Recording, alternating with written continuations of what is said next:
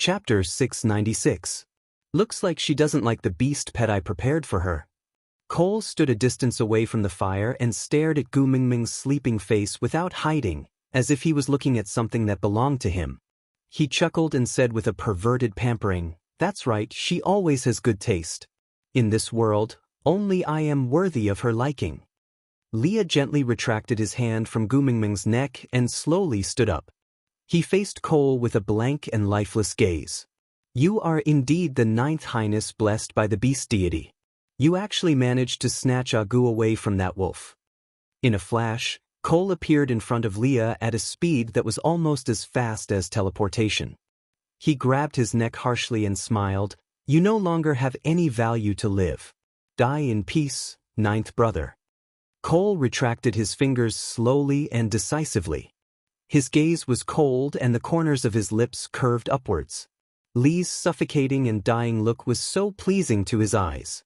Suddenly, Cole felt a sharp pain in his chest. He looked down in disbelief at the sharp claws that had pierced into his chest. His battle instincts reacted faster than his brain. He swung the hand that was holding Lee's neck violently and threw Leah away.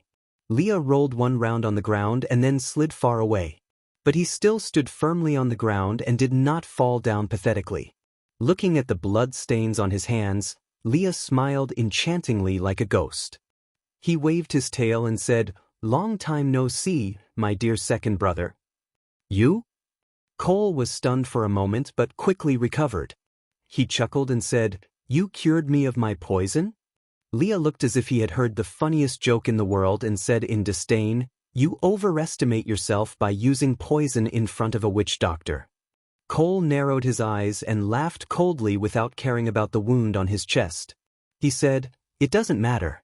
So what if you cured me of my poison? You are just a third-level orc and I am Cole at the peak of fifth level. As long as I kill you and replace you, everything will be over." Leah raised his brows and replied coldly, "Oh? Don't you regret not being able to see Mingming kill me with her own hands?" Cole gave a low laugh and said, "I thought that Agu would kill you in anger after seeing you kill Burke and hurt those 4 wolf pups and Elvis. I'm really looking forward to seeing your expression when you die in the hands of the female you love. Unfortunately, Agu seems to really like you. You made such a big mistake, but she didn't even scold you. So I've changed my mind. Killing you is a small matter. I'll do it myself." With that, Cole suddenly charged towards Leah with a cold and sinister murderous aura. The difference in level was absolute. Although Cole was missing a tail and an arm, he could already easily control his balance and use his missing arm to make some compensatory attacks after these few days of practice. So when he attacked Leah head-on, the difference in their levels caused Lee's heart to be under immense pressure. He felt as though he was about to explode from suffocation. Instinctively, he gave in and knelt down, but there was another reason for him to fight against this instinct. His long and narrow eyes were filled with determination and cruelty. Leah slammed his palms on the ground and used the force to jump up. "Aside from the topic, Cole, I heard that there are people calling me out in the comments section. Yeah, I'm out now. So, you wicked people, are you happy? Gu Mingming, if you die, everyone should be even happier. Cole, if it's what you want to see, I'm willing to sacrifice my life for you. But, are you willing to let your handsome and adorable son die with me?" Gu Mingming gritted her teeth. Chapter 697. Lee's legs accurately locked onto Cole's waist, and both his hands were under Cole's armpits to restrain his hands. His large tail was wrapped around Cole's neck, and his entire body was like a rope, restraining Cole firmly. Cole jerked his head backwards and hit Lee's nose heavily. Blood spurted out from his nose, but Leah did not care at all. He tightened his tail and was determined to kill Cole. Cole narrowed his dangerous eyes and looked at Gu Mingming, who was still sleeping by the bonfire. He laughed coldly and released his 5th-level beast pressure, forcefully shaking Leah off his body. Lee's entire body was pressed into the ground and he could not even lift his head. It was as if every inch of his bones had been smashed into pieces. A mouthful of blood spurted out from his mouth, but there was a sly smile on his face. Lee's chest tightened and his eyes became unfocused for a moment. "What did you do?" Cole reacted instantly and grabbed onto Lee's neck to interrogate him. Leah had suffered serious internal injuries. He coughed and spat out a mouthful of blood. Although he was clearly weak, he had a victorious smile on his face. Hand over Qishuan's antidote and I will tell you how to cure your poison. Cole held his forehead and chuckled coldly. Half of his face was hidden in the darkness and he exuded a sinister and terrifying aura. As long as I replace your position by Agu's side, do I still need to be afraid of any poison? Cole slowly pulled Leah closer to him. His smile was twisted and sinister. Don't you know that Snake's tier of the beast deity is immune to all poisons? As long as I mate with her once, what poison can I cure? Leah snorted without backing down. Seems like you don't know much about the tier of the beast deity. Cole loosened his grip and threw Leah to the side. He squatted down and used his beast pressure to suppress Leah. What do you mean? Leah spat out the blood and saliva in his mouth. Then, he placed one hand on the ground and the other on his chest. Gu Mingming's entire body is now filled with poison. If you mate with her, you will be poisoned to death. Cole laughed coldly and said, Ninth Highness, your lying skills are too bad. If she can't mate, how did you leave your mark on her ear? Lee's gaze was cold and filled with disdain. So what if I'm lying? Do you think you still have the ability to force her today? Cole frowned in disapproval and said, I did not force her back then, all the more I won't force her now. I just want to take your place. Leah frowned and clenched his fists tightly. Cole's current expression was far uglier and more twisted than when he had banished him back then, but he could not find the anger and hatred he had back then. Unclenching his fists, Leah shook his head in disdain. I have already given you a chance. It would have been great if you had obediently handed over Qishuan's antidote. At least, your corpse would have been intact. Cole did not have the time to understand Lee's words. His battle instincts made his body react immediately. His legs sprang backward and he ran far away. Leah was no longer at his original spot and was replaced by Elvis, who was emitting a murderous aura. Your hand? Cole was stunned. Chapter 698. Elvis and Cole were fighting. The destructive power of a fifth-level beast was equivalent to the effect of an atomic bomb being dropped on Hiroshima. Leah was not in the mood to watch the fight. He quickly retreated to Gu Mingming's side to protect her. But when he arrived, he realized Gu Mingming had long woken up, but she remained in a lying position without moving.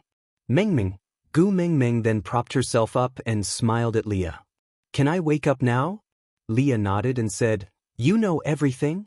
Gu Mingming reached out to support Leah. Are you an idiot? You knew he would come today, but you still drugged me during dinner? Leah gave a bitter smile. Although you are extremely powerful now, I still want to do my best to protect you. Gu Mingming sighed in exasperation. I could have just done it myself, but you just had to injure yourself all over. Leah shook his head. He hugged Gu Mingming gently. If I didn't injure myself, how could I coax you into forgiving me for acting on my own? Bam! With a loud crash, a huge crater was formed beside Gu Mingming. Turning her head, she saw Cole embedded into the ground by an external force. Meanwhile, Elvis was stepping on his shoulder with one foot, looking down at him from above. He was like a death god who ruled over all living beings, coldly watching over life and death in the world. Gu Mingming stood up and walked to Elvis. She hugged him gently and kissed his chin. It was a greeting after these few days of separation. Then, she leaned against Elvis's chest. Looking at Cole, she said, Hand over Qishuan's antidote and I will let you go. Cole looked up at Gu Mingming. There was a destructive fervor in his eyes. He wiped the blood from the side of his mouth. Maintaining a smile that he thought was elegant, he said to Gu Mingming, Gu, do you think I am a coward who is afraid of death? Gu Mingming was expressionless. I don't care if you are afraid of death. I just don't want to dirty my hubby's hands. So, give me the antidote and get lost. Don't ever let me see you again. Cole did not seem to be affected by Gu Mingming's words at all. No matter how sharp her words were, he looked as if he was enjoying listening to her sweet words. He replied, If you are willing to leave with me, not just the antidote, I can even give you the entire beast world. Gu Mingming chuckled and squatted down to get closer to Cole. You know, I inherited Snake's memories. In his inherited memories, there were many ways to torture people. I can easily make you suffer, but I won't let you die. Do you want to try? Cole opened his chest and smiled dotingly. It is my honor that Agu wants to torture me. I will seriously enjoy every bit of your love and accept all the torture you give me. Gu Mingming was disgusted. She was really disgusted. Cole was totally a perverted and twisted masochist now, with a come and whip me look. Every word he said was disgusting. Gu Mingming took a step back. Her face was filled with disgust and disgust. Cole smiled triumphantly. Huh, so Agu can't bear to bully me. Chapter 699. Gu Mingming glanced at him and asked, What do you want? It was the most ideal condition to be able to negotiate. She did not mind if Elvis really killed Cole, but she did mind if Cole was the only one who knew how to save Qixin. Kiss of the ocean, love of the sky, soul of the forest, heart of the desert, and spirit of the rocky cliffs. Gu Mingming's face darkened with every word Cole said. By the time he said the last word, Gu Mingming's entire face had turned as black as ink. Cole chuckled and stretched out 3 fingers. Be my female and stay by my side forever. I will give you everything in this world. Find the things I want and give them to me, or let that little wolf cub sleep forever, neither alive nor dead.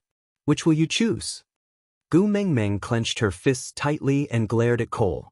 Her chest heaved up and down violently as traces of the Beast King's aura leaked out uncontrollably from her body.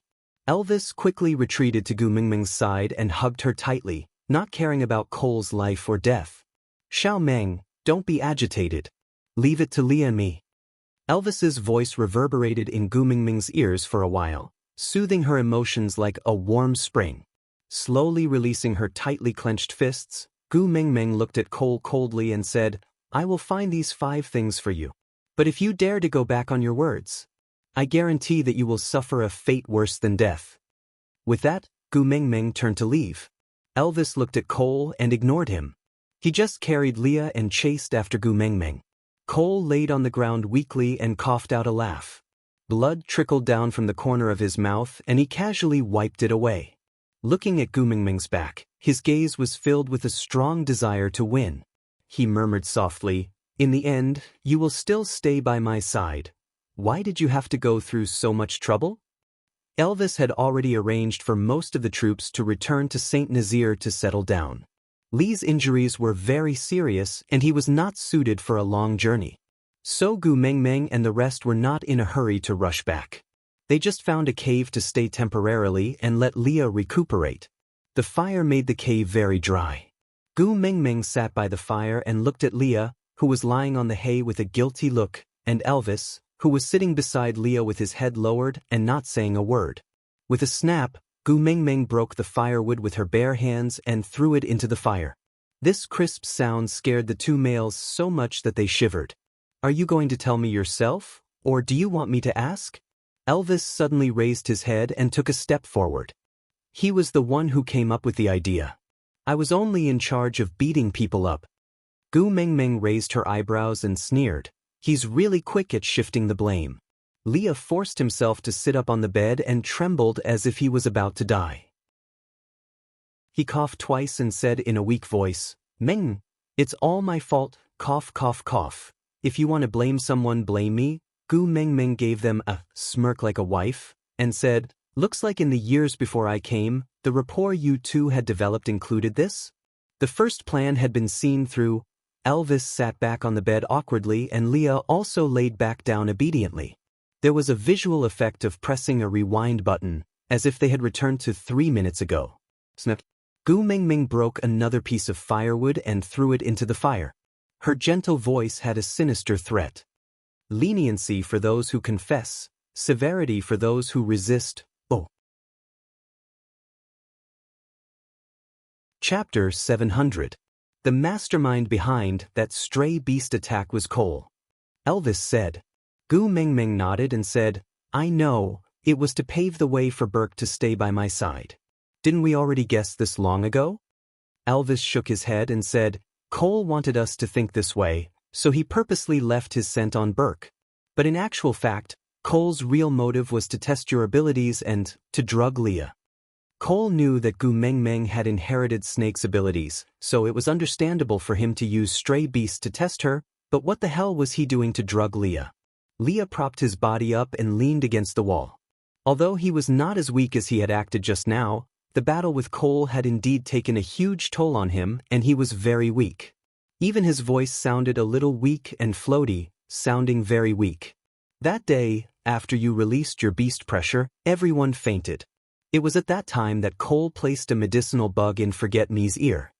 Gu Mengmeng frowned and asked, What medicinal worm? Leah said, An ancient secret skill passed down in the Snow Fox tribe. It can disturb a person's mind, allowing them to be guided and controlled by the Worm Master. Leah looked at Gu Mengmeng's concerned gaze and smiled very gently and blissfully. He was satisfied with Gu Mengmeng's concern for him, and also satisfied with her caring. This kind of worm is very difficult to rear. It must be soaked in a special medicine from birth. Only the tribe leader knows the formula of this medicine. Although the witch doctor has the antidote, as the illness is a slow process of amplifying one's original emotions, under normal circumstances, the person who is drugged will not notice the change, and the surrounding people will only think that the person who was drugged was agitated by something and became very anxious. No one will care why a male becomes like this, everyone will just distance themselves from him and abandon him. Leah chuckled, as if he was talking about someone else's matter. Gu Mengmeng sighed and asked, Then when did you realize that you had been drugged? Leah pretended to ponder and said, Probably, it was when I first showed jealousy towards Elvis. A slow process of amplifying one's original emotions? Gu Mengmeng lowered her head. So Leah had always been jealous of Elvis? Jealous that he was the first partner and could hug her at any time? Or was she envious that although he didn't get along well with the wolf pups, he still had his own offspring? As for Leah, although he had the title of partner, other than the mark on her ear, she did not seem to have given him anything else that could make him feel at ease. Leah seemed to understand Gu Mengmeng's first emotion. He waved at her and said, My body is weak now, so I can't go over. Then, can you come over and let me hug you? Gu Mengmeng looked up at Leah. Leah smiled exceptionally gently. If I hug you, I won't feel as much pain from my injuries. Gu Mengmeng stood up and did not say anything. She just walked to Leah obediently and leaned into his arms carefully, letting him hug her. Chapter 701. Gu Mengmeng didn't know how to reply, so she just listened quietly. Leah held the back of her head and kissed her lips. It was a very light and gentle kiss. That pair of long and narrow eyes stared deeply into Gu Mengmeng's eyes as he said gently, But the jealousy you gave me made me feel very happy. Thump, thump, Gu Mengmeng's heart was beating rapidly. They had already been together for almost a year, but she still felt seduced when Leah was so close to her and said such passionate words of love. Leah pecked Gu Mengmeng's little mouth lightly before placing her on his chest. He continued, So, when I became hostile towards Elvis because of this jealousy, I realized that I might have fallen into his trap. Later on, I realized that every time Burke appeared in front of me, the jealousy and distortion in my heart would be triggered uncontrollably. At that moment, I was already certain that I had been poisoned by Cole. Why didn't you tell me? Gu Mengmeng's heart ached a little. A person needed the company of his family the most when he was sick, but she didn't seem to have done anything when he was sick. She just jumped into Cole's trap like an idiot while thinking that she could capture Cole. Leah rested his chin on the top of Gu Mengmeng's head and chuckled. Silly girl, do you think I would tell you all these and let you spend more time on Cole? I'm not stupid. Why would I allow another male to occupy my female's thoughts? Gu Mengmeng was rendered speechless by Lee's twisted logic. She retracted her arms from his waist and rubbed her face against his chest. Then she asked, So you decided to beat me at my own game and not detoxify the bug poison? Leah chuckled. You guessed half right. Gu Mengmeng looked up and asked, Which half? Leah replied, Beating me at my own game was the right thing to do, but I already detoxified the bug poison. I'm not crazy. Why would I let Cole keep holding onto my lifeline? Gu Mengmeng heaved a sigh of relief and smiled. You're smart. Leah raised his chin proudly and smiled smugly. Of course, I am the male of the messenger of the beast deity. Gu Mengmeng could not help but laugh at Li's teasing. She suddenly recalled the proud look he had when he stood on the platform of the deity's punishment and announced to the world that he was her beast pet. Her heart warmed up to the max. Leah continued. Cole instigated Burke to use Kanwu and the rest as a breakthrough point to get close to you. His motive was never to seduce you, but to stimulate the worm in my body, so that my emotions would rapidly fluctuate. Huh. Gu Mengmeng was a little surprised. She had thought that Cole had sent Burke to her because of her. In the end, it was actually because of Leah? Leah played with Mengmeng's little hand and said, ever since he used the name, you see Jean, to come to Sauter, it was destined that I would pay extra attention to him. Cole had purposely left many obvious marks on his body in order to make me pay attention to him. This is a kind of psychological hint, always feeling that he will snatch you away. So using him to stimulate the bug poison is the most effective. Gu Mengmeng frowned and asked, so ever since Burke joined St. Nazir, Cole had been scheming to use the bug poison to kill you. Chapter 702. Die in my hands? Gu Mengmeng was taken aback. He wants me to believe that you hurt Hada and his brothers so that I will lose control and kill you? Leah shook his head and chuckled. Then it would be too easy for me to die. After all, dying in the hands of my own female is a form of happiness to a certain extent. It would be much better than dying in Cole's hands. Gu Mengmeng frowned. Then? Leah said, Cole's bug drug mainly stimulates my jealousy. When a person's jealousy reaches its peak, it will definitely give rise to possessiveness. He predicted that I would kidnap you and hide you. But he did not expect that you would immediately return to their side after seeing me injuring the 4 little ones and Elvis. Gu Mengmeng frowned. She could not wrap her head around Li's words and did not understand what he meant. Leah chuckled. He rubbed Gu Mengmeng's head. If you saw your sons and Elvis injured and killed me on impulse, that would just be the price I pay for my wrongdoings. But Cole wants you to abandon me. He placed Elvis, Hada, and his brothers and many other insignificant factors on one end of the scale. On the other end, there is only me, who had lost my mind and imprisoned you. He wants you to abandon me for Elvis and your children. You know, being abandoned is the real torture for a male. Of course, I, who was controlled by the bug drug, would definitely not let you go. I would do anything to keep you by my side. I would even threaten you and hurt you. In the end, you would not be able to tolerate it, kill me and return to Elvis. As Leah spoke, he gently stroked Gu Mengmeng's stray hair. He chuckled. Now that I think about it, I'm really a little scared. What if you were really angry with me? One look from you is enough to kill me. Gu Mengmeng pinched Li's waist gently. Now you know fear? Why didn't you inform me earlier? I could have cooperated with you guys. Ouch ouch, it's so painful. Leah magnified his own weakness by several times and looked at Gu Mengmeng pitifully.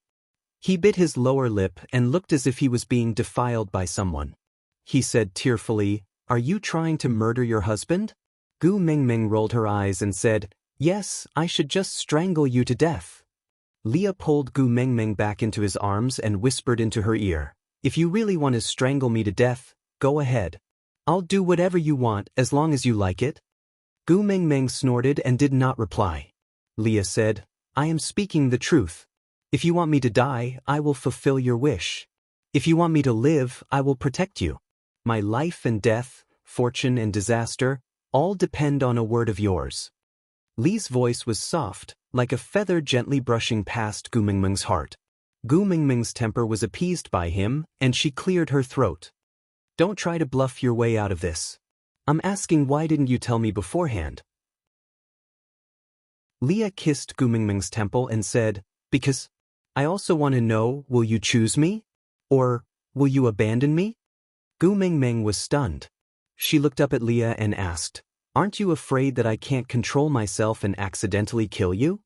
Leah chuckled and said, If you trust me, this situation wouldn't have happened. You will know that even if I am crazy, I will not do anything to hurt you. If I don't even have this level of trust in your heart, then I might as well die. Aside from the topic, the truth of the matter has been explained. Those little baddies who suspect that Leah wanted to hurt Elvis and Gu Mengmeng, leave a comment saying that you love me. If you say you love me, I will forgive you then. Today's update has ended. See you tomorrow. Chapter 703. Gu Mengmeng sighed and said, "Because we did not trust each other enough, how many failures have we gone through? I have already learned my lesson, so no matter what my eyes see, my heart will choose to trust you and Elvis unconditionally." Leah hugged Gu Mengmeng and rubbed his face against her neck. Gentleness and contentment shone in the deepest part of his eyes. He kissed the side of her face and said, "Thank you, I love you." Gu Mengmeng leaned into Lee's arms and chuckled, "Don't think that I will let you off just because you said a few nice words. Why did you drug my dinner?" Lee's body stiffened, like a child who had done something wrong. He muttered softly, "You are afraid of blood, sigh." It was that perverted coming-of-age ceremony again. Ever since that coming-of-age ceremony scared her to tears, no matter how she tried to explain, Elvis and Leah were sure that she was afraid of blood. But the heavens knew that there was a 1,000-year lonely soul in her body, and it just so happened that this soul was the coldest and most bloodthirsty soul in the world. In her memory, there were so many bloody scenes that she had become numb to them and could not even feel a trace of it. "How did you know that Cole would definitely come today?" Gu Mengmeng could not be bothered to explain that she was not afraid of blood, because the two of them would not believe her no matter how hard she tried. Leah narrowed his eyes slyly and said, "Because he is greedy." Gu Mengmeng did not understand. Leah gently stroked Gu Mengmeng's hair and whispered into her ear, "He thought that you would definitely choose to abandon me in the face of such a great disparity between the two choices. But you didn't. Not only did you not abandon me, you even accompanied me to play around without any qualms. Your love and concern for me ignited the jealousy in Cole's bones. So, he would definitely appear to either snatch it or crush it." Gu Mengmeng tilted her head and asked, "So this was your original plan? You knew that I would definitely not abandon you and would definitely make a choice that would make Cole jealous?" A tinge of hesitation and fear flashed across Lee's eyes, but it was quickly replaced by luck. He chuckled and said, I believe that my Mengmeng will make me happy."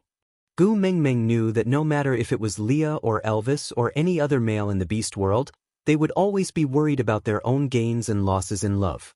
They were in a state where they could be abandoned at any time, so it was very difficult for them to have confidence. But even so, Elvis and Leah were trying hard to believe her. But, if the matter of the 5 treasures were to be revealed, would the confidence that they had accumulated with great difficulty still exist? Gu Mengmeng frowned, feeling a little worried.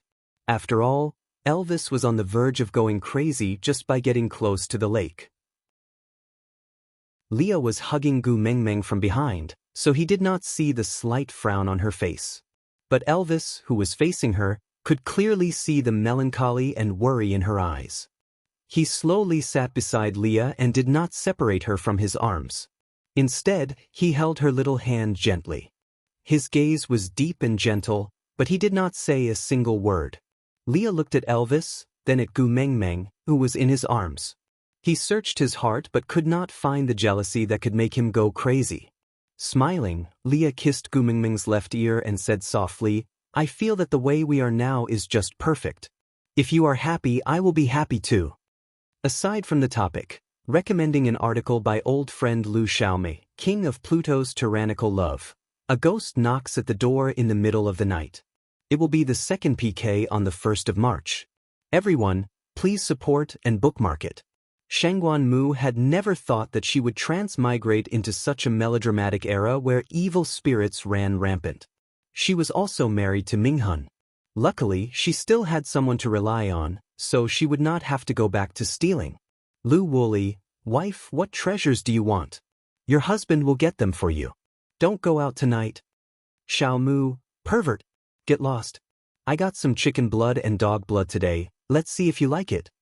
Lu Woolley, "I like wife." Xiao Mu's face flushed red. This annoying pervert. Lu Woolley admitted his mistake with a sincere attitude. Xiao Mu, your husband has his own difficulties. Your husband did not want you to suffer any harm, so I did not tell you the truth. Shangguan Mu packed her luggage. Humph. Excuses. I want to marry Mine Kuei. You still dare to marry someone else. Is it because I can't serve you? Chapter 704. Gu Mingming composed herself. She did not want Elvis and Leah to worry, so she tried her best to hide the melancholy in her eyes. She asked, "There is one more thing that I am very concerned about. Cole kept talking about replacing you. What does that mean? Does he think that I will like him if he kills you?" Leah shook his head. "He wants to use the fox seductive fragrance to bewitch you and transfer your feelings for me to him. Which means, he wants to steal our memories and make you believe that you have always loved him." Fox seductive fragrance? Gu Mingming was taken aback. "Didn't you say that you had already plucked off his tail in solder so that he could no longer emit the fox seductive fragrance?" Leah pinched Gu Mingming's chin. "Silly girl, the fox seductive fragrance is the fox seductive fragrance, but it might not be Cole's. Moreover, even if he still has his tail, the fox seductive fragrance he secretes can't steal memories." Gu Mingming was confused by Li's words. She had always thought that the fox seductive fragrance was similar to some kind of special drug in the modern world. It was only used to spice up fish meat. How could it have such an evil effect? Leah said, "The fox seductive fragrance of males exists to please females. And the fox seductive fragrance that can please females is the truly powerful thing." Gu Mingming glanced sideways at Leah. "So there are females in solder who are in cahoots with Cole?" Leah nodded in agreement. Gu Mingming closed her eyes. She started to filter through all the females in solder in her memory. However, she could not think of any of them that was particularly suspicious. She looked at Leah and asked, "Who could it be?" Leah stretched out 3 fingers. "There are only 3 females in the snow fox tribe who can secrete such a high-level fox seductive fragrance." Retracting the first finger, Leah said, "Cole's ex-partner, Jillian." Then he retracted his second finger and said, "My brother's missing partner, Laisha, whose fate is unknown." Leah looked at his last finger.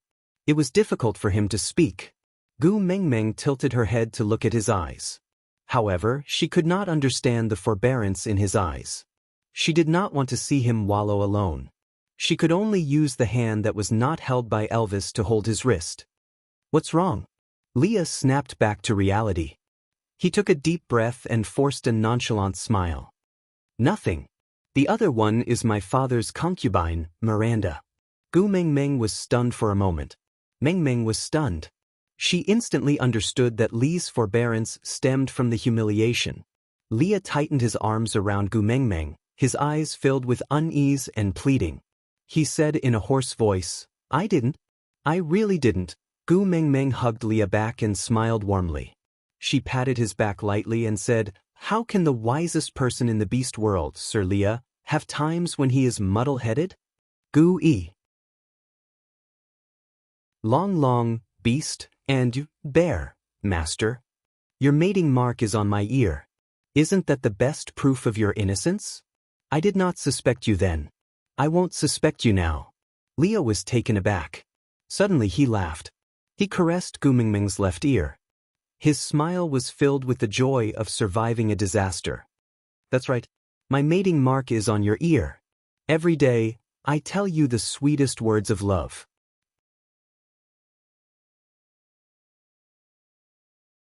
Chapter 705. Gu Mingming twisted her fingers and thought for a while before saying, "I think Jillian is more likely. After all, she disappeared immediately after Cole was exiled. After all, they were once married. It's normal for her to help Cole." Leah chuckled and said, "Cole kept her imprisoned in the secret room, and she even forgot how to morph into a human form. Why would she care about their relationship as husband and wife?" Gu Mingming shook her head and said, "There is a psychological illness in this world called Stockholm Syndrome. It means that in a situation where the victim is isolated and helpless, the victim will develop feelings for the perpetrator and even help the perpetrator in return. This feeling will cause the victim to develop a good impression of the perpetrator, develop a sense of reliance on the perpetrator, and even help the perpetrator. Leah and Elvis fell into deep thought, as if they couldn't quite understand Gu Mingming's words. Gu Mingming said, to put it simply, Cole imprisoned Jillian for a long period of time. His appearance represents food and water. Even if he speaks badly, it is the only form of communication for Jillian. He is the only thing she looks forward to in the long darkness. Be it pain or torture, he is the only sense of existence. As time passes, Jillian's reliance on Cole will become more severe, more desperate and desperate. In fact, in this twisted desire, there was even a strange kind of love. This is the conclusion of an expert on Stockholm Syndrome. Humans can be tamed. Elvis and Leah tightened their grip, and Gu Mingming could even feel their palms sweating. What's wrong? Gu Mingming didn't understand. Leah said, I regret it, it's too scary. Gu Mingming asked, what? Leah said, if there's a flaw in my plan and Cole brings you away and imprisons you like he did to Jillian. Gu Mingming chuckled and asked back, are you afraid that I will develop Stockholm Syndrome? Leah felt uncomfortable at the thought of Gu Mingming falling in love with Cole with such a twisted mindset. Gu Mingming smiled and said, first, he has to be able to imprison me. Elvis and Leah were stunned. They forgot that Gu Mingming had the powers of a beast king now. How could Cole alone imprison her? He understood the logic, but he still couldn't help but worry. Gu Mingming heaved a sigh of relief and patted Leah and Elvis, saying, since we know that Cole has someone who can provide him with a high-purity fox seductive fragrance, we just have to be more cautious. The most important thing now is to find all the things that Cole wants and exchange the antidote for Hutta. Elvis looked at Leah and asked, do you think Cole will hand over the antidote as promised after we have gathered everything? Leah thought about it but shook his head. Qixin is the only card he has that can restrain Mingming. I don't believe he will hand it over. He will. Gu Mingming murmured and took a deep breath. Raising her head again, Gu Mingming had a solemn and calm expression on her face. She said slowly, because the 5 items he wants are part of the keys to open the doors of time and space. Opening the gate of time and space, these 6 words made Elvis and Lee's hearts ache. The overwhelming fear engulfed the uneasiness, corroding every cell in the body and every thought in the brain. She would leave, returning to the original world. As for them, there was nothing he could do.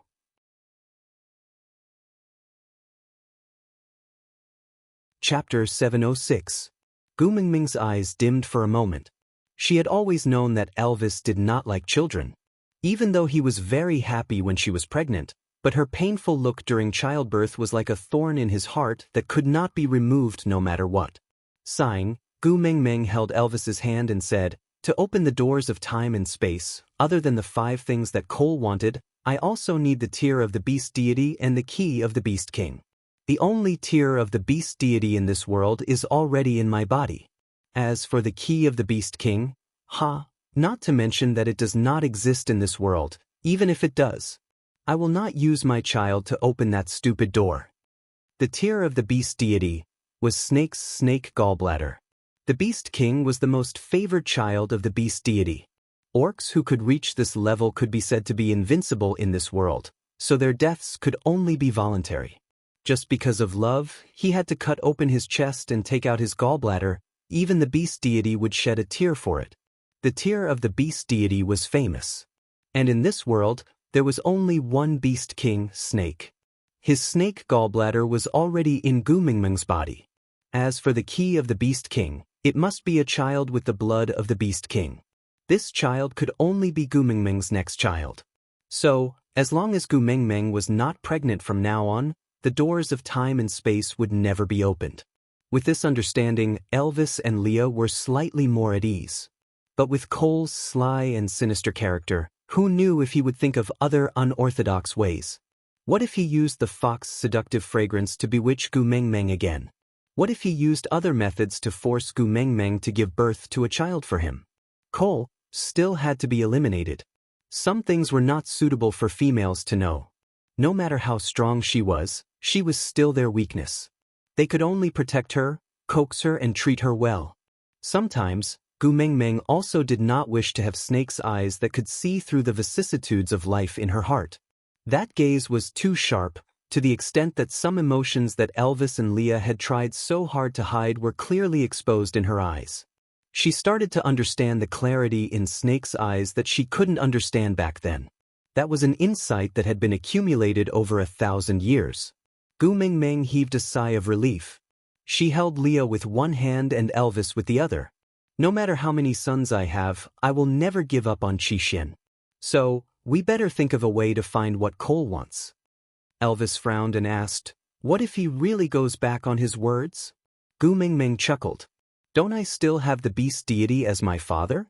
If he dares to lie to me, I'll go back and complain to my father. I'll make him die without a complete corpse. Gu Mengmeng did not tell Leah and Elvis that other than opening the doors of time and space, these 7 treasures could also be exchanged for a drop of tear of the beast deity. If Cole could obtain any one of the 5 items, he could become the next beast king.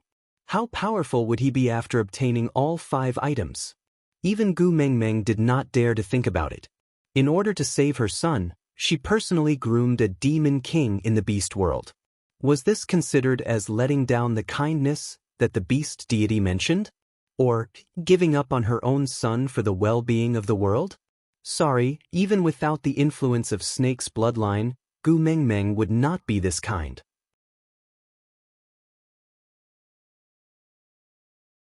Chapter 707. Oh right, how are Burke and the kids? Gu Mengmeng asked. Elvis replied, Burke's injuries are not light, but he won't die. The 4 little ones were only knocked out by Lee's medicine and would recover after a few days of being unconscious. I asked Colin to bring them back to St. Nazaire to take care of them. You don't have to worry. Gu Mengmeng nodded and heaved a sigh of relief. After resting for 4 days, Lee's injuries were more or less healed. Gu Mengmeng leaned into Elvis's arms and said with some melancholy, Did you guys get injured often in the past? Why do I feel that after you guys got together with me, you never had a good time? Elvis rubbed Gu Mengmeng's little head and said, What silly words are you saying? It's normal for males to get injured.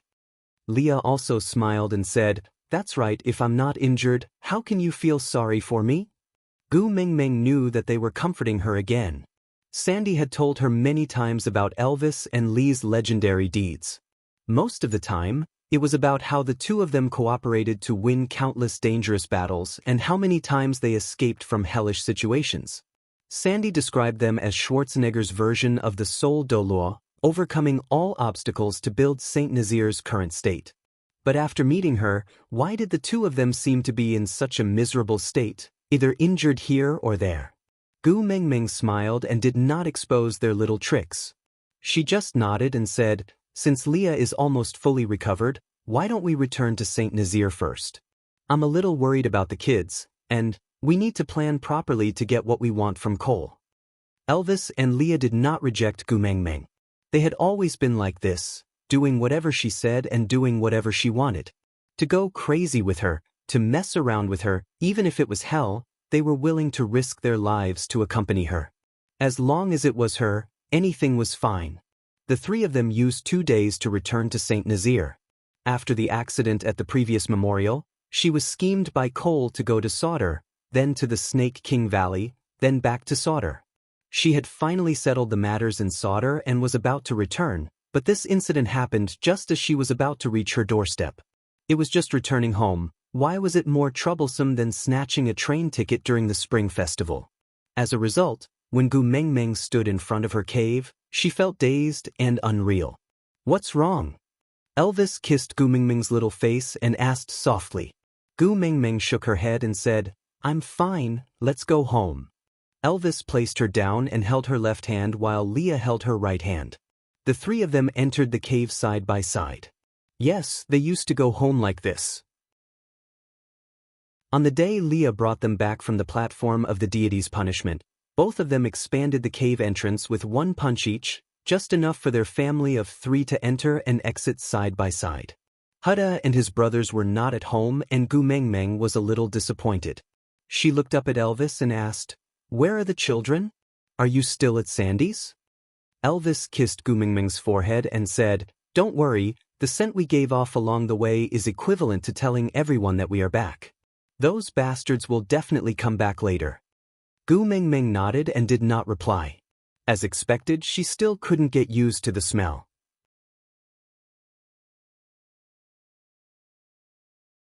Chapter 708. Elvis hugged Gu Mingming's waist and said, "You and Sandy can play at home, I will go hunting with Leah." Gu Mingming nodded in agreement. Leah and Elvis exchanged glances and walked out together. After exiting the cave, they transformed into their beast forms at the same time and ran forward. They were the rulers of the territory of Saint Nazir, and their long absence would make the other tribes restless. Now that they were back, they naturally had to declare their sovereignty. After running half a circle around the territory, the two of them stopped under a tree. Leah asked Elvis to wait under the tree while he climbed up the tree to dig out the bird's nest. It used its tail to form a temporary container and placed the egg inside. Then it slowly climbed down. Elvis helped to take over the bird eggs and frowned, asking, "So little?" Leah smiled and said, "Meng Meng doesn't allow you to take everything at once, you can only take half at most. These are enough for Meng Meng to eat for at least 1 or 2 days. Tomorrow, when I patrol the territory, I'll just dig out other nests." Elvis nodded and did not say a word. Saint Nazir's territory was vast and it was not impossible to finish patrolling within a day, but the two of them did not want to leave Gu Mingming's side for too long. On the way back, Leah hunted another 2 ferocious beasts along the way. He and Elvis carried one each on their shoulders and continued walking home. Lee's expression was one of bliss. Having a place to belong to was a luxury, and he had this luxury now. Just as they were about to enter the tribe's residential area, Elvis stopped in his tracks. He frowned and asked Leah, "Why didn't you level up?" Leah was taken aback and turned to look at Elvis. After a while, he suddenly smiled and said, "You could tell?" Elvis nodded. "When you were fighting with Cole, I did not rush out because I was waiting for you to level up. You had clearly reached the critical point and you just needed to work a little harder to break through. Why did you give up?" Leah lowered his head and his gaze landed on the few bird eggs. He said with some melancholy, "I promised Meng Meng that I would never let her be in a difficult position between us." "Elvis, I don't understand." Leah sighed and said, "Meng Meng is already strong enough now, no one can easily hurt her. Besides, don't we still have you, a 5th-level orc, at home? So, it doesn't matter if I'm weaker." Was it all right? These words could fool Gu Mingming. But Elvis clearly knew that the stray beast's attack had almost taken Lee's life, causing Gu Mingming to lose control of her emotions and unleash her beast pressure. Many of her enemies and tribesmen had died, and the one to bear the blame was not Gu Mingming, but Leah, who was not strong enough. Not only did everyone blame Leah for not being able to protect his own female, he even caused her to fall into a state of mental breakdown, causing the deaths of so many tribesmen. Elvis could clearly see the sadness in Lee's eyes. As a male, he did not believe that Leah would be willing to be called a burden to Gu Mingming because of his weakness. But he clearly had the chance, so why didn't he level up? "What are you worried about?" Elvis asked. Leah lowered his head and avoided Elvis's gaze. He chuckled. "You're thinking too much. I'm not worried about anything."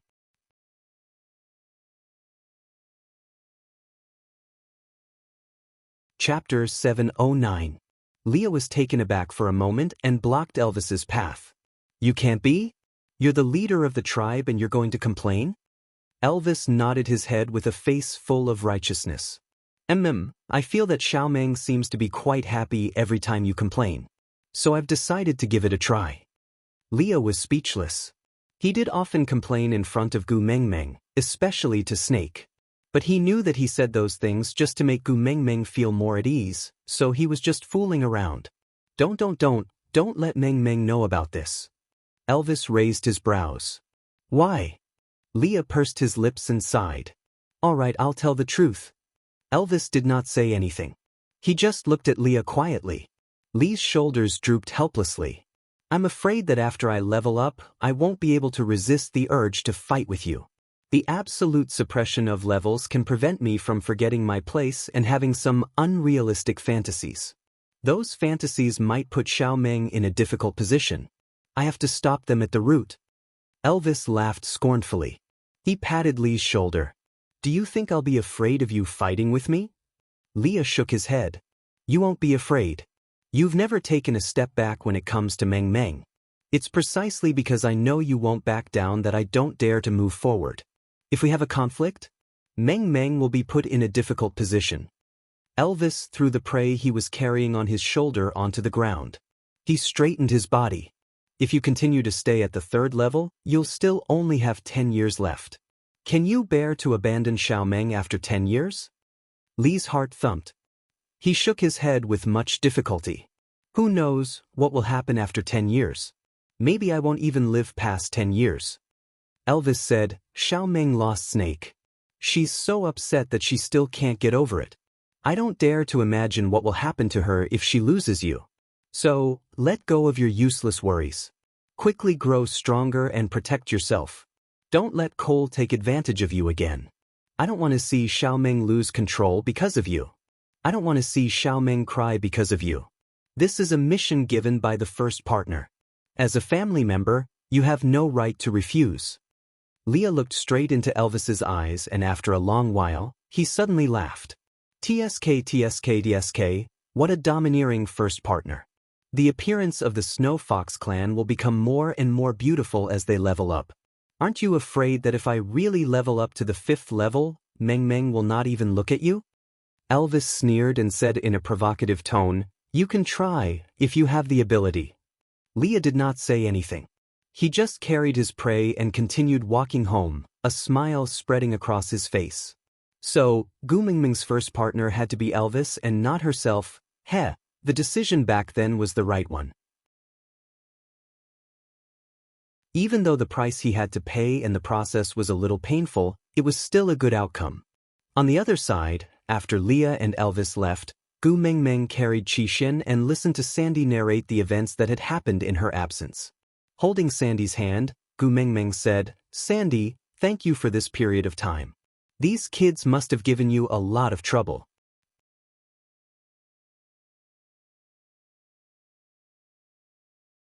Chapter 710. Gu Mingming was taken aback for a moment. She and Sandy were not as close as before. Gu Mingming could feel this. Firstly, it was because Sandy had stopped Colin from participating in the rescue battle and she felt bad about it.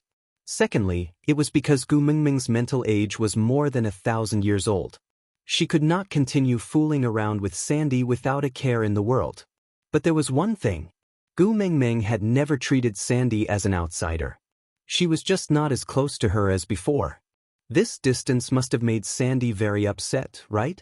But too many things had happened during this period of time. Gu Mingming really could not find the time to care about Sandy's feelings. As her bosom friend, this was her fault. Taking the initiative to hold Sandy's hand, Gu Mingming smiled warmly. You know, some things happened when I was in the Snake King Valley. It's very hard to control my emotions now. I'm trying my best to adapt to my new state of mind. I'm also trying my best to find my original emotions. But this matter is too difficult for me.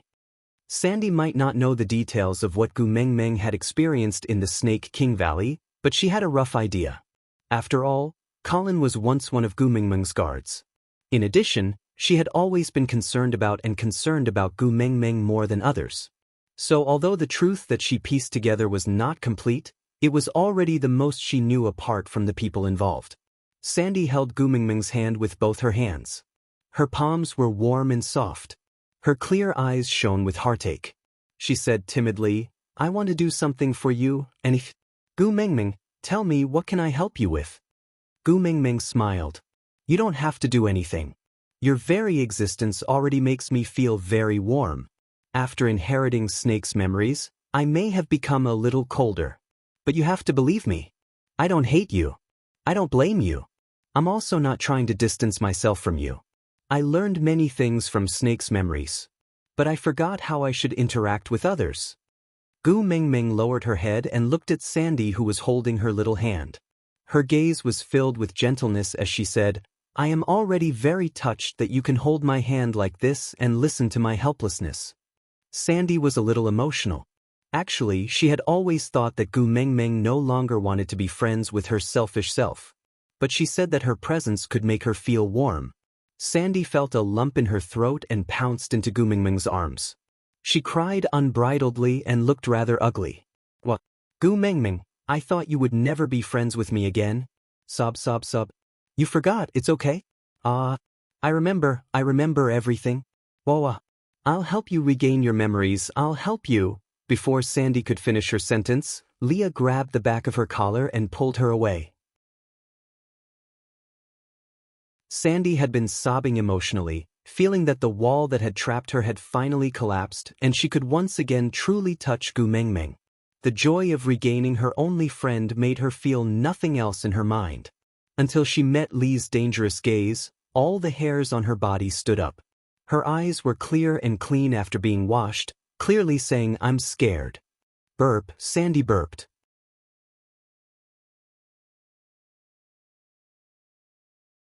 Chapter 7:11. Gu. Sandy sniffled and looked at Gu Mengmeng pitifully. Gu Mengmeng face-bombed, feeling rather helpless. She tugged at Lee's arm and said, "Sandy has always been afraid of you, so stop scaring her. Must you only be happy if I lose all my friends from being scared?" But Leah was unhappy. He hooked Gu Mengmeng's chin, his long and narrow eyes as deep as the ocean. He slowly inched closer to Gu Mengmeng's lips but did not kiss her. His ambiguous and sorrowful voice flowed into Gu Mengmeng's ears, mixing with Lee's unique scent and dyeing Gu Mengmeng's face red. "While I'm not around, you hugged my female and took one of her paws, isn't that right? Or are you using this method to hint that Elvis and I did not serve you properly during this period of time, forcing you to seek warmth from a female?" Gu Mengmeng suddenly realized something incredible. That was, Snake's memory had 1,000 years of killing and 1,000 years of loneliness, but towards something like love, it was almost a blank. Including the snake beasts a few generations before Snake, most of them did not know anything about love. Most of them would mate with female snakes and then lay eggs. They were not interested in females and did not care about eggs at all. The only one in his 8 generations who was tainted with love was his father Weirs, but he was also a case of extreme paranoia that did not end well. As a result, Gu Mengmeng's reaction towards Lee's teasing was even greater than before. That feeling of her heart almost jumping out of her chest shocked and stunned her, as if she had opened the door to a whole new world.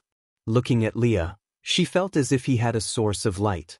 Gu Mengmeng, who had 2 partners, suddenly experienced the throbbing of an iron tree blossoming and an old virgin welcoming the warmth of spring for mating.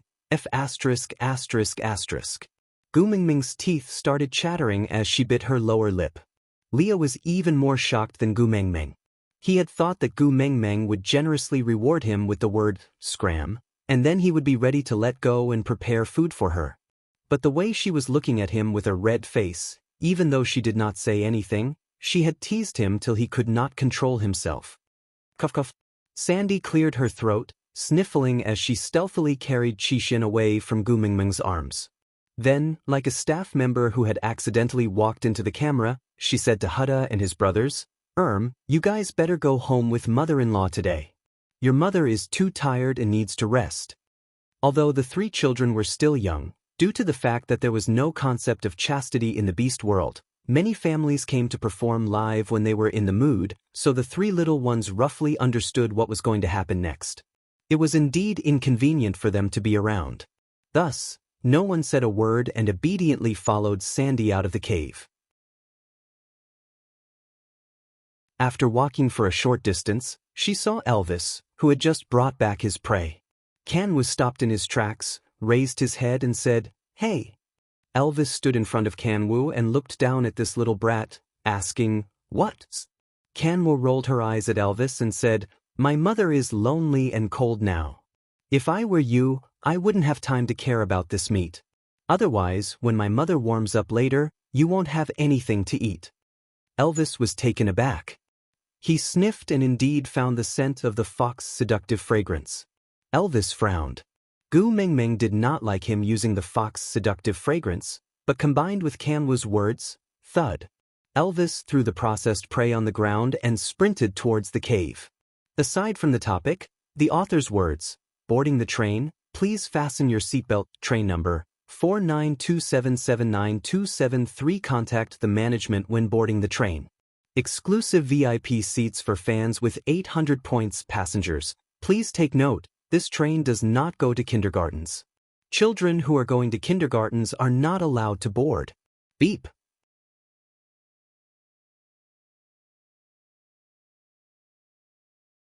Chapter 7:12. Kanwa laughed coldly and picked up the meat on the ground. He looked up at Sandy and said, "Mother-in-law, our food for today is settled." Sandy poked Kanwa's little head and said, "Scheming against your father like this?" But Kanwa did not take it to heart and said, "I clearly helped him." Sandy did not say much and just let the three children carry the prey that Elvis brought back and walked back to their own cave.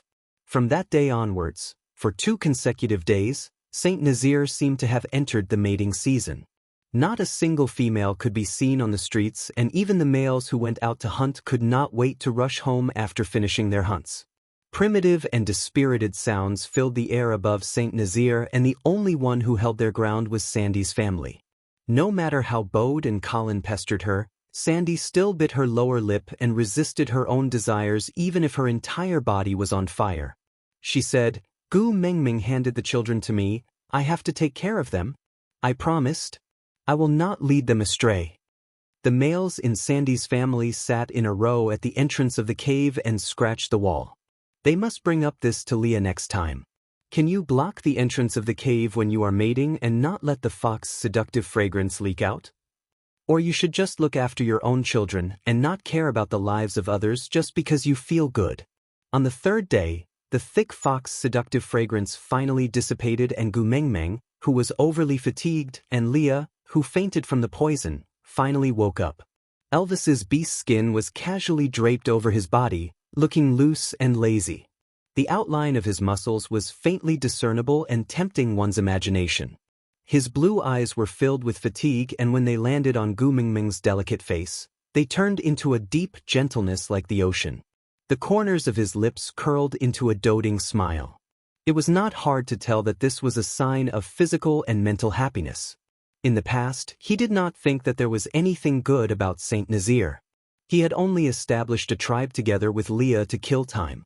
This time, the situation was very tense, and he did not have the time to care about homesickness.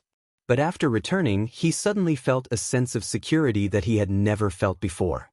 There was no other reason but because this place was filled with memories of Gu Mengmeng. So this was the meaning of home. It could become a place to return to because there was a past that you could not bear to part with here. Gu Mengmeng laid on Elvis's chest like a lazy cat, allowing his large hand to caress her head. Elvis's fingers were in her soft hair, gently caressing her scalp. There was no lust, but it was full of love. Because he was poisoned, Lee's face was a little pale, but he could not hide the smile in his eyes. He turned back to look at Gu Mengmeng from time to time, before continuing to cook for her in satisfaction. Thinking of that pleasure, Leah could feel his heart beating faster and faster. Well, the way she looked at him was beautiful. She was still worried that he was no longer the daddy Leah who could make her blush. Now, it seemed that he had been thinking too much. When it was time to eat, Oriton and Ian appeared on time. Leah frowned and glared at Oriton. "You didn't even bring any prey. Are you trying to share or freeload?" Oriton pointed to the direction behind him. Leah tilted his head and saw 2 large piles of meat that had already been processed. And the ingredients he used to cook just now were taken from there.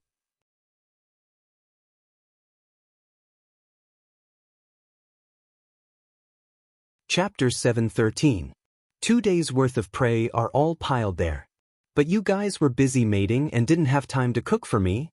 Oriton sighed and looked at Gu Mengmeng with a deep gaze. Although his face was expressionless, Gu Mengmeng could feel a deep resentment. Was he blaming her for delaying his meal? A foodie's resentment was really. Leah shifted his body and blocked Oriton's line of sight on Gu Mengmeng.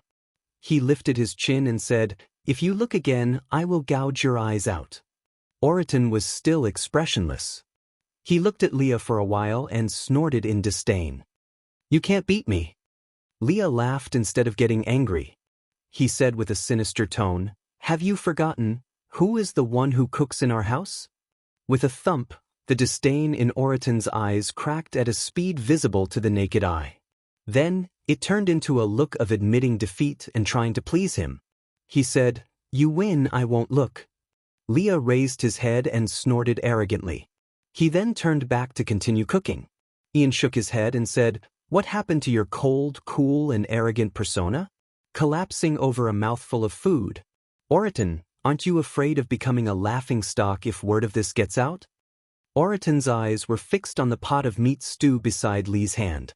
He did not react much to Ian's words. Other than craving, no other emotions could be seen on his face. He replied nonchalantly, "If anyone dares to laugh at me, just bite them to death." "Tsk, so violent." Ian's face was full of disdain. He moved closer to Gu Mengmeng and stayed further away from Oriton. Gu Mengmeng chuckled. She felt that this was a rare moment of contentment and did not want to spoil it. It was just that outsiders thought that Oriton came to Gu Mengmeng's house every day because he was interested in her. But in fact, he only cared about her family's food. Who would believe that? The dignified messenger of the beast deity was breathtakingly beautiful. But in Oriton's eyes, she was not even comparable to a bowl of meat stew. But it was also because Oriton did not have that kind of thoughts towards Gu Mengmeng that Leah and Elvis allowed him to show his presence in front of Gu Mengmeng every day without using any extreme methods to chase him away. Ian placed his hands behind his back and leaned back slightly. He looked up at the sky with a sense of contentment and laziness. A gentle breeze blew through his hair, and the two feathers above his ears trembled slightly, revealing a kind of exquisiteness, as if he was a fairy under the sun. But his face was always sickly, making people want to ask him with concern, "Dear, did you take your medicine today?" "Gu Mengmeng," Ian said. "Huh." Gu Mengmeng responded with a single syllable. Ian glanced sideways and looked into Gu Mengmeng's eyes. "That Cole has been loitering around the outskirts of Saint Nazaire. Do we need to deal with him?" Gu Mengmeng frowned, the warmth in her eyes shattered. "He's alone." Ian nodded and said, "Yes, only one person, and he's very arrogant." Gu Mengmeng raised her brow. Ian said, "With his craftiness, it is not difficult for him to hide. However, he has no intention of hiding at all. He is just moving around the outskirts of Saint Nazaire's territory unscrupulously. He is very comfortable." Gu Mengmeng looked at Elvis and asked, "Whose territory is connected to Saint Nazaire? Is no one doing anything about it?"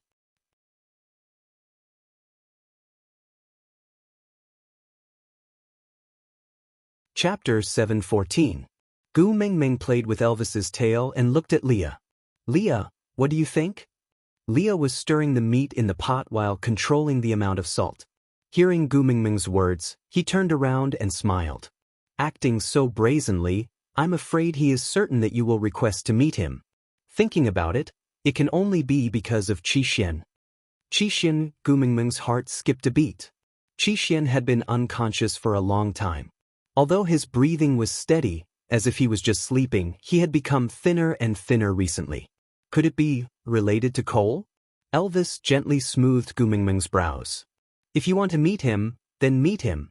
If you don't, I will chase him away." He could not kill him for now. He held onto Qixuan's antidote. Although he did not care about Qixuan's life, he cared about Gu Mengmeng's feelings. It was probably because he was afraid of harming him. But not killing him did not mean he could not beat him. Beating him half to death to vent his anger was also good. At this thought, Elvis's blue eyes deepened, emitting a chilly aura. Gu Mengmeng sighed. "Let's meet him after the meal." It was not the answer Elvis wanted, but as long as she was happy. Oriton finished half the pot of meat. Gu Mengmeng had a small stomach and was full in a few mouthfuls. Elvis and Leah each had a big bowl, accompanying Gu Mengmeng to eat. Leah played a cheap trick. He said he was weak from being poisoned and could not even lift his arms after cooking for an entire day.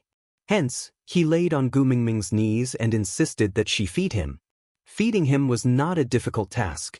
The key was that Gu Mengmeng was leaning in Elvis's arms and Leah was lying on her knees. This position was especially tempting. Of course, it could also be that Gu Mengmeng was feeling guilty and blushing uncontrollably. She wanted to reject him, but Leah lowered his eyes as if he had been abandoned. He said resentfully, "It must be because I did not serve you well, so you punished me by not allowing me to eat, right? I know I should not have been unable to control my desires and secretly tasted the nectar, causing me to faint from the poison before I could satisfy you. I won't dare to do it again.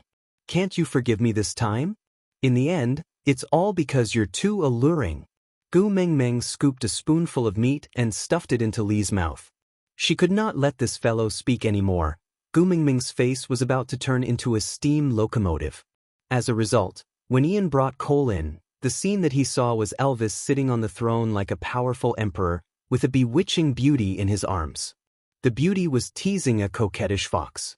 Their bodies exuded the scent of love that had yet to fade, and Gu Mingming's body had so many faint bruises that had yet to disappear, which made the scene look especially dispirited and evil, but it made Cole's heart flutter. Compared to Elvis, who ruled over the world, he wanted to be Leah, who was trained by Gu Mengmeng more. Chuckling, his gaze landed on Gu Mengmeng's face, not concealing his possessiveness at all. Placing his right hand on his left chest, he knelt down on one knee and gave Gu Mengmeng an elegant European knight's bow. "Dear mistress, what can I do for you?"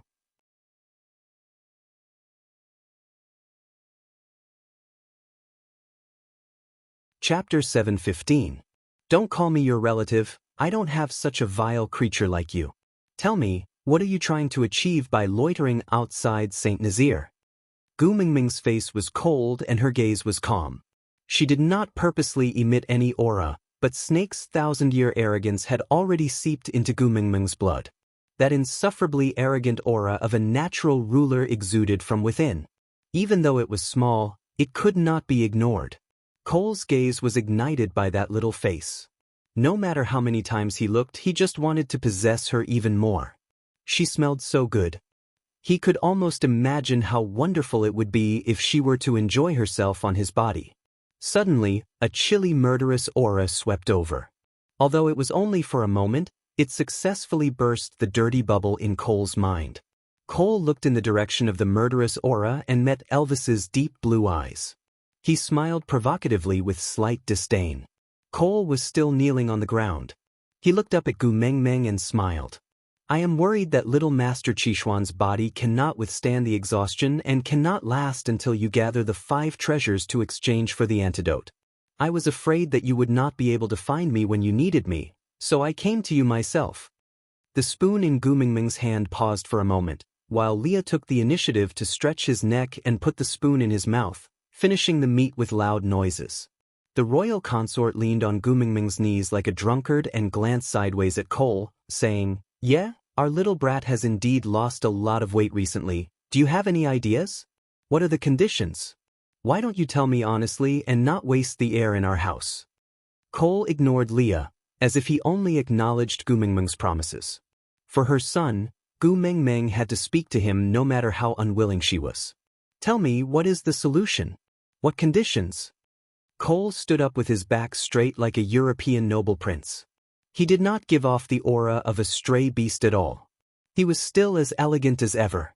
His smile was like the spring breeze. But Gu Mengmeng would no longer be bewitched by his smile. She believed that he was a good person. "I can wake little Master Qishan up on the condition that he must stay by my side until you gather the 5 treasures and hand them over to me. Then I will return him to you." Cole said, "You want me to hand my son over to a despicable stray beast to raise?"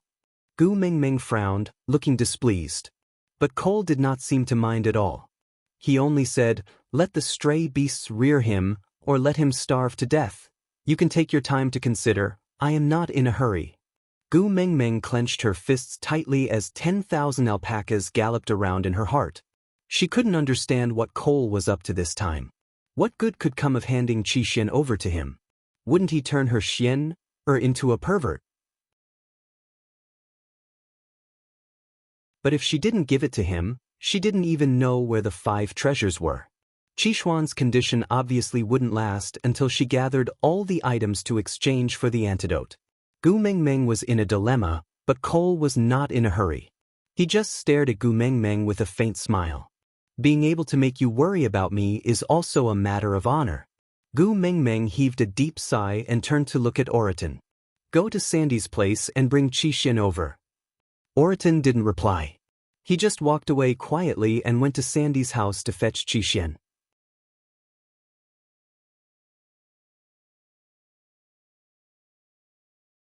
Chapter 716. Gu Mengmeng laughed coldly and said, "Ha, Lord Cole is really skilled and bold. Aren't you afraid that I will kill you and snatch your son back after Qixuan wakes up?" Cole looked as if he was listening to Gu Mengmeng's words as if they were words of love. He replied gently and lovingly, "The antidote I gave little Master Cole is only temporary.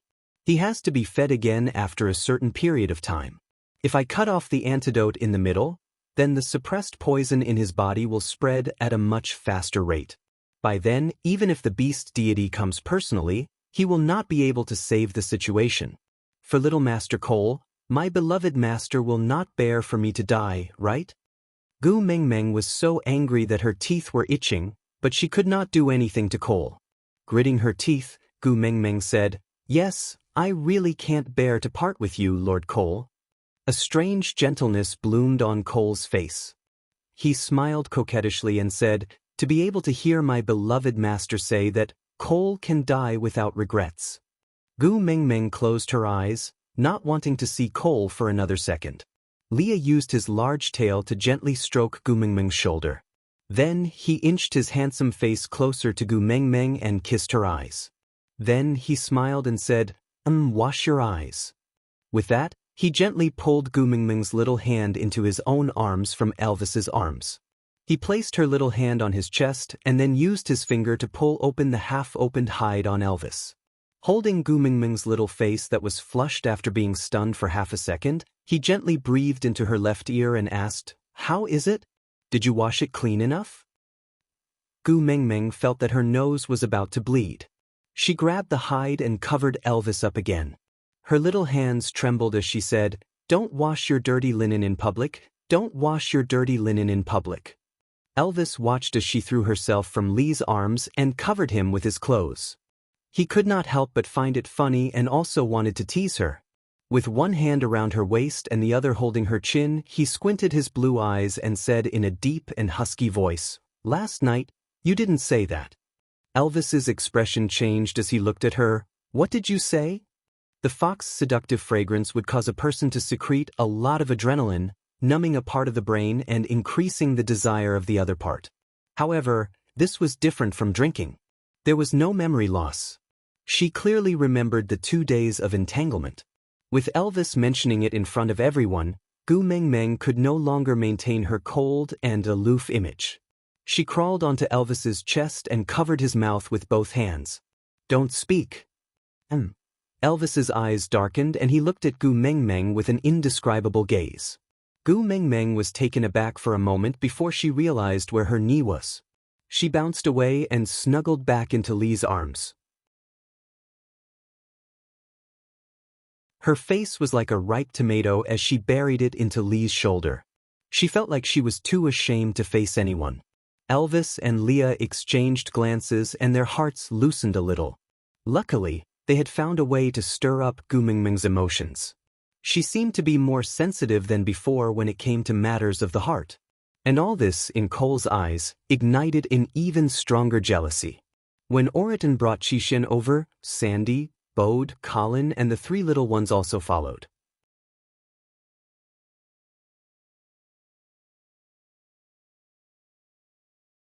Chapter 717. Gu Mengmeng took Qixuan from Sandy's arms and hugged him for a long time before kissing his little head. Her gaze dimmed as she said, "I don't care who he is as long as he can keep my son alive." Sandy didn't say anything else and just tugged at Gu Mengmeng's hand and stroked Qixuan's head. This child had become very skinny recently. If he still didn't eat, he might really not survive. Gu Mengmeng carried the child and personally handed him over to Cole. Her height only reached Cole's chest and she had to look up to speak to him. "If anything happens to my son, I will definitely make you regret being born into this world. Cole carried Qixin in his arms with practiced ease. He tilted his head and chuckled. His eyes were filled with indulgence as he promised in a coaxing tone. Don't worry, I will treat him like my own son and love him dearly. Gu Mingming knew that Cole was taking advantage of her in a roundabout way, but she had no choice. She could only laugh coldly. Your own son? Ha, Elvis would never poison his own son. Cole leaned over and whispered into Gu Mingming's ear. That's because you didn't want to leave him. Otherwise, in order to keep you here, he would be even more ruthless than me. Gu Mingming placed her hand on Cole's shoulder and exerted a little force. A cracking sound could be heard. It was the sound of bones breaking. Gu Mingming looked up with a radiant smile. Don't compare yourself to my partners. I won't be happy if I hear it. Cole's forehead was filled with beads of sweat, but the smile on his face deepened. I will remember this. I am a special existence that is different from the other partners to master. I will not compare myself to your other partners anymore. Gu Mingming didn't want to waste any more time with Cole. She turned around and returned to Elvis's arms. Closing her eyes, she said, Oriton, send the guest off. Oriton stood expressionlessly in front of Cole. He didn't say a word and just stared coldly at Cole. Actually, there was still a difference in levels. But when facing stray beasts, even if there was a huge difference in levels, there would only be anger and fighting spirit. There would never be any cowardice or fear. Cole had no intention of causing trouble. He just lowered his head at Gu Mingming before carrying Qixin away. He had encircled a piece of land outside of Saint Nazir's territory, which was equivalent to taking over someone else's territory. This was actually a very serious matter, but the other party knew that they could not afford to offend Cole, so they could only swallow this fly and allow themselves to feel disgusted, deceiving themselves and pretending not to know about this matter. Cole dug a cave that was square in shape. It looked like the layout of the stone houses in Sauter. Although it was simple, it was still exquisite. Cole placed a pill into Qixuan's mouth and placed him on his knees. He gently stroked his back and muttered to himself, You have to live well. That way, if she wants to see you, she will have no choice but to come and find me. If you can really connect me with her, I will teach you how to become a king who looks down on the world. How about it? In the future, the world that she and I share will also be inherited by you. You will be the eldest and youngest son, and I will also give you the theocracy. How about that, my son?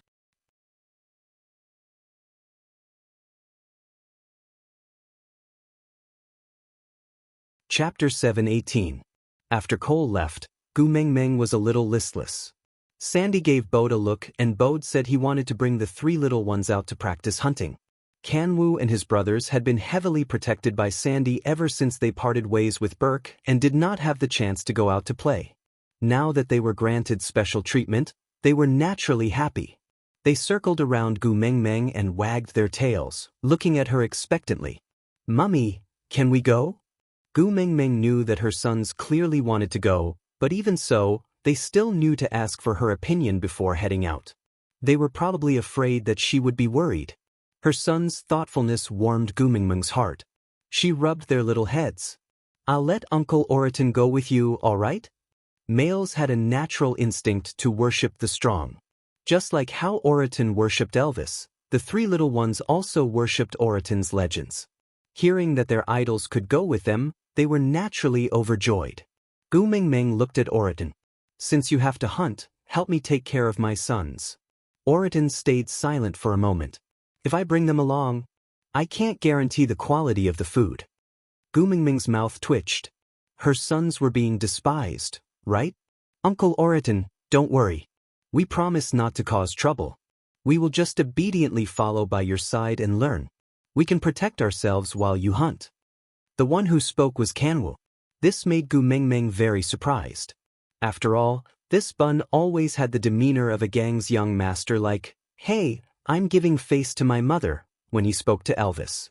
Why did he look so adorable when he spoke to Oriton? Little Bun, I didn't expect you to have two faces. Oriton looked at Kanwu's eyes in confusion. Then he looked at Elvis's eyes in realization. Being gazed at by a pair of eyes that were so similar to his idol's made one's vanity feel satisfied. All right. His face was expressionless, but he was obviously in a good mood. Oriton turned around and left. The three little ones followed behind him like tails. Sandy instructed Bode to take good care of the children and not let anything happen to them. Bode was willing to be ordered around by his female. However, if one of the three little ones was their child, that would be even better. But since Sandy was especially worried about the three wolf pups, he would definitely protect them with his life. After the children left, Gu Meng Meng was like a deflated balloon as she leaned into Elvis's arms. Sandy sat in front of her and held her little hand. He frowned and his eyes were filled with heartache. That Cole is obviously up to no good. Now that he has Qixuan in his hands, all the more you cannot touch him. Do you have any countermeasures? Gu Meng Meng shook her head. I thought about it before. The kiss of the ocean can cleanse and contain everything. Perhaps it can be used to neutralize the poison in Qixuan's body, but Qixuan has yet to transform. Given his abilities, he cannot withstand the immense power of the kiss of the ocean. If I forcefully inject it, I am afraid that Qixuan will explode, so the only way is to give all 5 items to Cole in exchange for the antidote.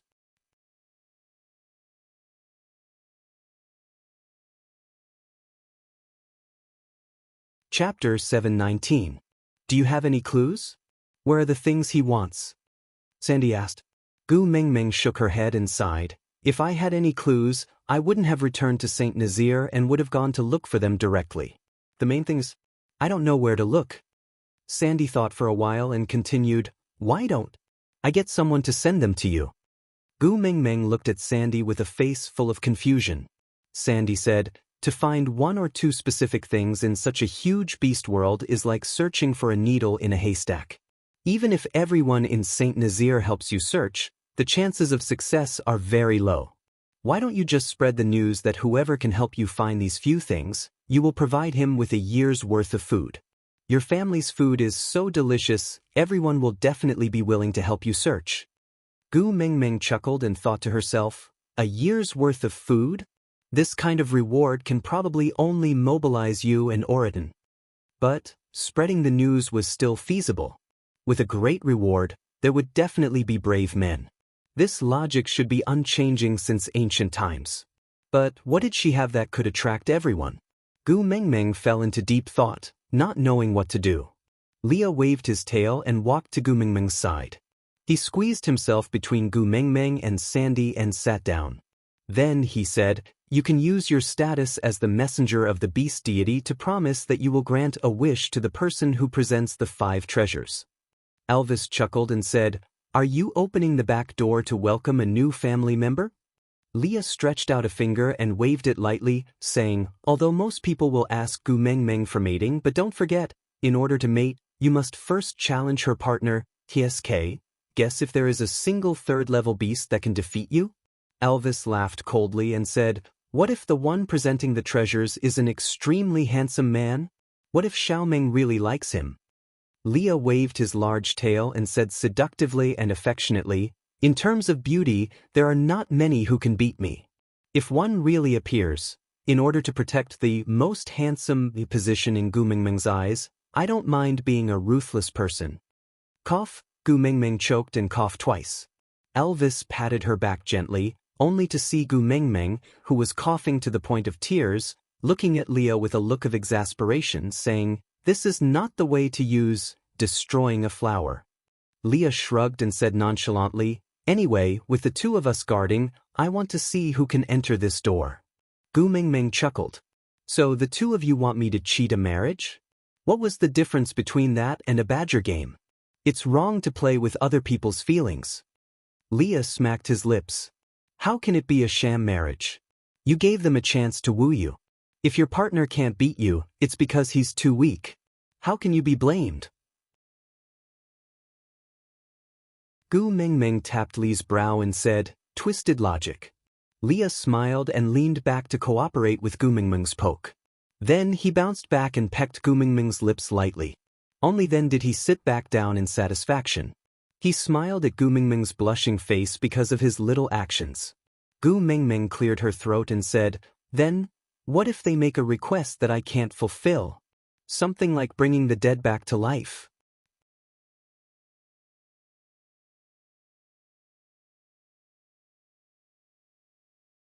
Chapter 720. The next morning, all the members of the Eagle Owl tribe from Saint Nazaire set off. Birds had their own way of communicating, so they could spread the news faster and had a wider range. The only one who knew the way, Ian, went to the Snake King Valley to pass on Gu Mingming's words and order the snake beast to spread the news of Gu Mingming's treasure hunt. At the same time, the messenger of the beast deity, Gu Mingming, obtained Snake's tier of the beast deity and was also the saintess of the Snake King Valley was also announced to the world. Gu Mingming's actions were a clear indication of her attitude. The Snake King Valley was no longer a forbidden place to live in seclusion, but a place under the protection of her, the messenger of the beast deity. Anyone who dared to lay their hands on the Snake King Valley would have to first get past Wabi, who was guarding the valley, and then ask her, the messenger of the beast deity, for permission. As a result, the Snake King Valley, which had already been rumored to be miraculous, once again became a hot topic. As such, within 10 days, the news of the bird tribe cooperating with the snake tribe for Gu Mingming's treasure hunt had spread throughout the entire beast world. Everyone had desires. Orcs were the same. Gu Mingming felt more at ease when the bustling search for treasures started outside. She went to see Qi Xian, who had indeed woken up. Cole, this pervert, treated Qi Xian surprisingly well. Not only did he provide for him to eat and drink, he even brought him to hunt and taught him skills. He did not spoil or mistreat him. If not for the fact that they were of different species, people would really suspect if Cole was Qi Xuan's biological father. But there was one thing. If Gu Mingming came to see Qi Xian alone, Cole would welcome her with all kinds of warmth and consideration. But if someone else accompanied him, regardless of gender, Cole would hide Qi Xian away, ensuring that Gu Mingming would not be able to find him. And for the next few days, Gu Mingming would not be able to see Qi Xian again. After repeating this a few times, Gu Mingming finally understood Cole's intentions. "You're here." Cole smiled gently, as if he was a wife waiting for him to return from grocery shopping. Even though Cole had been behaving like a stray beast ever since he raised Qi Xian, Gu Mingming became even more guarded against him. No matter how he expressed his goodwill, Gu Mingming would never say a word to him. Bypassing Cole, Gu Mingming directly entered the cave that Cole had dug out. Qi Xian was sprawled on the side of the bed for an afternoon nap. Sensing someone approaching, he immediately raised his head and pricked up his ears to look at the entrance of the cave warily. Recognizing that it was his mother, he relaxed and whimpered a few times. Only when Gu Mingming sat by the bed did he crawl into her arms. Qi Xian had yet to evolve and was the only one among the four brothers who was still in beast form. After Cole's training, his body had become much stronger. His fur was glowing and his eyes were bright and full of expression. One look and one could tell that he was living a good life. But even so, Gu Mingming still felt that she owed her son. She hugged Qi Xian and kissed him. "Your brothers miss you very much. Once I gather the ransom money, I will bring you back to reunite with your family." How, her son was her biological son, but Gu Mingming still did not understand what he was saying. Cole brought in a plate of fruits from outside and placed it by Gu Mingming's hand. He did not mind Gu Mingming's cold treatment at all. "The dry season is coming. Have you found a water reserve?" Gu Mingming completely treated Cole like air. She did not eat the food he gave her and did not reply to his questions. She only focused on hugging and kissing her son. Aside from the topic, let me report, our monthly votes in February were ranked 39th in the Xiaoxiang overall rankings. This is a very good result.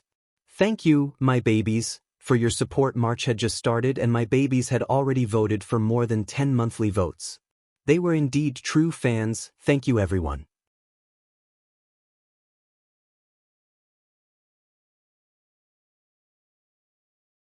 Chapter 721. There is an underground well in Sauter. Why don't you stay there for a while? Even though he didn't get a response, Cole continued to talk to Gu Mingming. Gu Mingming hugged Qi Xian in her arms and kissed his little face.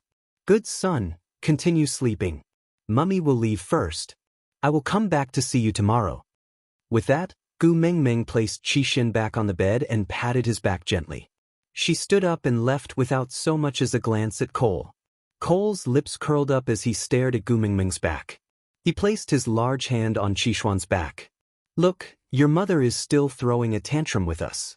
Looks like I have to work harder to coax her. Back in the cave, Elvis had already boiled water for Gu Mingming to bathe. Just like how Cole did not allow others to visit Qixin in the cave, Elvis and Leah also could not tolerate Cole's scent on Gu Mingming. So every time they visited Qixin in Cole's cave, they had to bathe immediately after returning. Otherwise, their faces would turn as black as stormy clouds. After a comfortable bath, Elvis placed Gu Mingming on the bed. Just as he was about to doze off, a familiar feeling suddenly dispelled his drowsiness. Gu Mingming sat up after putting on her snake skin. She quickly walked out of the cave and saw a familiar serpent that looked like T slithering towards her. Hiss hiss hiss, the large head of a train spat out its forked tongue and a sharp attack headed straight for Gu Mingming's face. Without another word, Gu Mingming raised her hand and slapped Wabi to the ground. She raised her brows. How many times do I have to tell you? I hate snakes. I hate sh*t. I hate snakes that look like sh*t. Can't you just appear in front of me like a human? Why must you make me feel like I have scratched *t every time I hit you? It's so disgusting, isn't it? Cole did a somersault and transformed back into his human form. His body had shrunk quite a bit and there was a bruise on his chin. It was obvious that Gu Mingming had hit him too hard just now and disfigured him. Tisk. Wabi looked at Gu Mingming with disdain. Do you think I want to? The outside of the Snake King Valley is too dry, so if I don't use my beast form, I won't be able to walk fast. If I use my 2 legs to walk over, I would become a dried snake. Gu Mingming sat backwards and Elvis caught her firmly. His large black tail wrapped around her slender waist and his chest was behind her back. He picked up a piece of leather to wipe Gu Mingming's little hand that had just patted the shit, not interrupting. The weather outside is not suitable for you and you still came out? Gu Mingming asked. Wabi said awkwardly, the days after this will get drier and drier. Then it will be winter and I will hibernate. If I don't fight you now, I'll have to wait until next year. The corners of Gu Mingming's mouth twitched as she smiled. So you came all the way here just to look for a beating? Wabi blushed. Gu Mingming was right. Stubbornly refusing to admit it, he said, Of course not. Gu Mingming looked at Wabi with a, please start your performance, expression. Then other than an itch for a beating, what else do you want from me? Wabi stretched out 2 fingers. 2 things. Gu Mingming nodded and made a please gesture.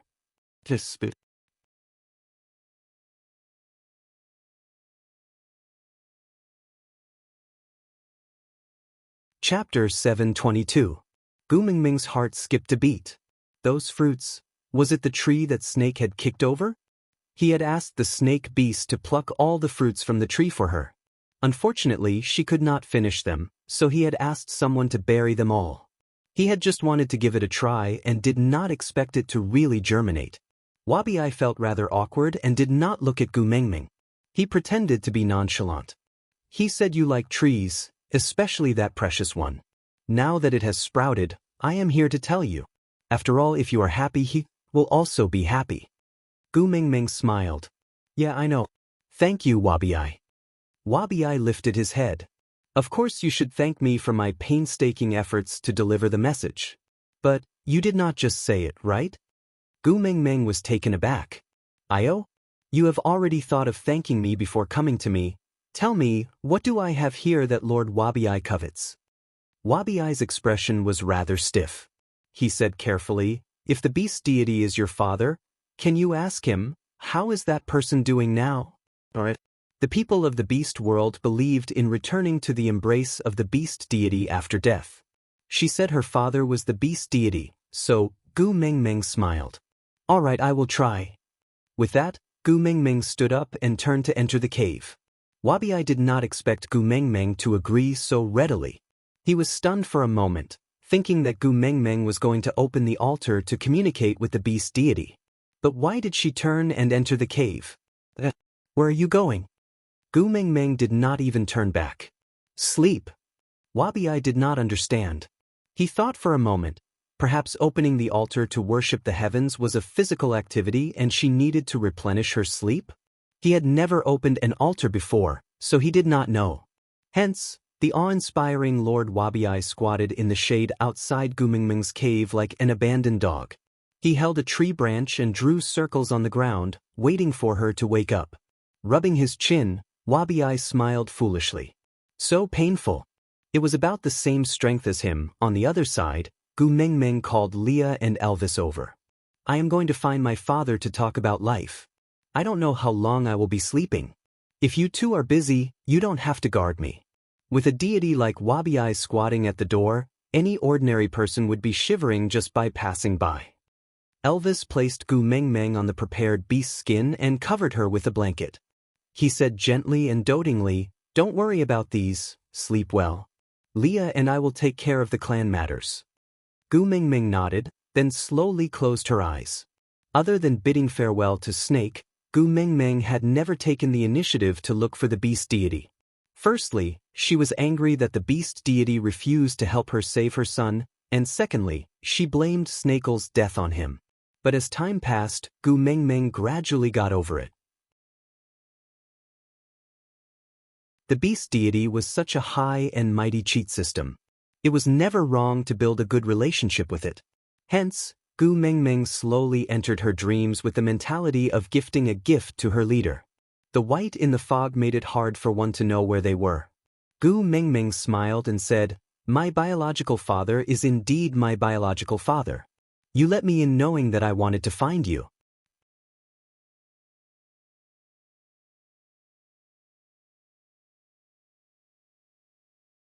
Chapter 723. Gu Mengmeng felt that since this mighty beast deity liked this kind of father-daughter cosplay character setting, then so be it. She could just treat it as though she lacked a father's hobby since young. Since father knows that I am coming back, he must know why I am back? Gu Mengmeng tilted her head and smiled. The beast deity maintained a benevolent expression. He rubbed his chin and asked, "Do you want to watch television together?" Gu Mengmeng raised her eyebrows, looking like a rebellious girl. The beast deity was still smiling and did not get angry. He added lightly, "The domineering senior who transmigrated through time and space, starring Snake." Gu Mengmeng's expression changed instantly, faster than the changing of faces in Sichuan opera. She smiled sweetly and said, "All right." The beast deity and Gu Mengmeng sat cross-legged on the ground. With a wave of his hand, the white fog in front of them dispersed, revealing a window that looked a little like a home theater. Gu Mengmeng did not think too much about whether this was high-tech or metaphysics. She just focused on searching for Snake's figure in the image. An ancient castle in Europe. With the accumulation of time, the birth of a child brought hope to the family. But this child was very strange. He did not cry from birth. His parents clearly had blue eyes, but he was born with a pair of emerald green pupils. He was clearly an infant in swaddling clothes, but he had an aura that made people tremble in fear. The grandfather stared at the child for a long time. He nodded and said in relief, "The future prosperity of our family depends on this child." That one sentence established this child's status in the family. The 6-year-old child sat in front of the computer. His short fingers typed rapidly on the keyboard. At 2:59 p.m., he hit the enter key. A listed company thousands of miles away was attacked without any warning. It no longer had the ability to retaliate. The child jumped down from the computer and looked at his shocked father. He was clearly looking up at him, but his aura overpowered his father. His little face was expressionless as he said in a commanding tone, "I have completed the acquisition you wanted. So, change my name to Snake." Without waiting for his father's reply, he had already left with his hands behind his back. Looking at his son's small back and listening to the longest sentence his son had ever said to him, the child's father was stunned for a long time before he slowly replied, "Okay." At the age of 8, Snake had already become the master of the family. He rarely interfered with trivial matters, and no one in the family dared to go against his wishes once he opened his mouth. Because countless facts had proven that he was always right. Whether it was danger or opportunity, his senses were always the sharpest, and his judgment was always the most accurate. Because of him, an old family that had fallen to the point where only its reputation was left had suddenly risen within a few years, and was comparable to its heyday in the past. Therefore, the kidnappers had their eyes on this 8-year-old child. A car accident. The driver died on the spot and Snake's whereabouts were unknown. His family anxiously mobilized various forces to search for him, but to no avail.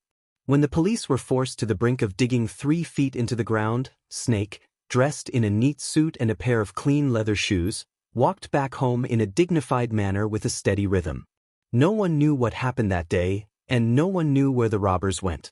They only heard that the abandoned factory where Snakel was imprisoned was so infested with snakes that even professional snake catchers did not dare to step foot there. Digression. Here, the long-awaited Snake's digression was released. Snake's digression would be released in this manner. All the digression related to Snake would be named as the extremely vulgar, the domineering senior who transmigrated from past life to present life falls in love with me. Those who liked Snake could just read it directly, and those who didn't could skip it when they saw the chapter name.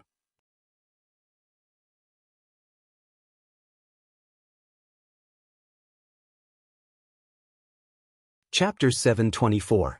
Every weekend, the elegant prince would fly to a certain city in China on a private plane.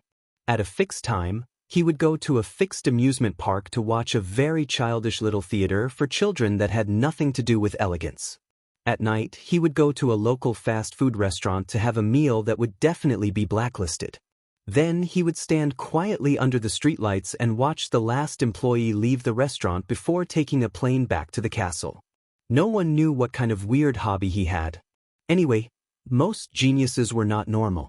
When he was 17, he announced that he wanted to study in China. The entire family was in an uproar.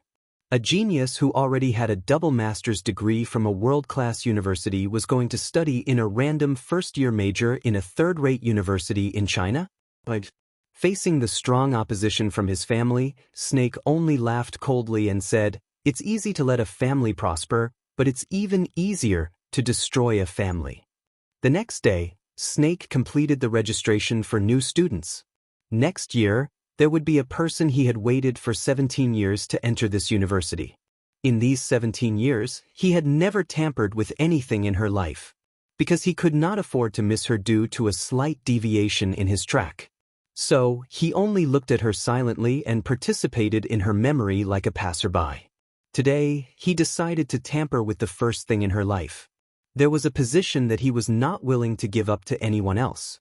A club application was slapped on the president's table. The well-built fourth-year senior looked up at the exchange student who was crowned the coolest school hunk because of his foreign appearance. With a smile, he helped him complete the registration procedures without saying a word. Don't ask why. Look at those crazy girls behind him. Did he need any other reason? Did he? No need. Snake's existence caused the previously unknown swimming club in S University to become one of the most popular clubs in the world. But Snake had a principle, which was to only participate in city-level swimming competitions.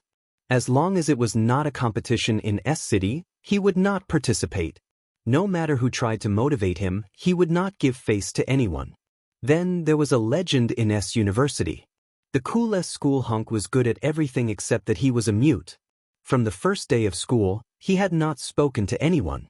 The class bell, faculty bell, and school bell confessed to him, but he just brushed past them without even blinking.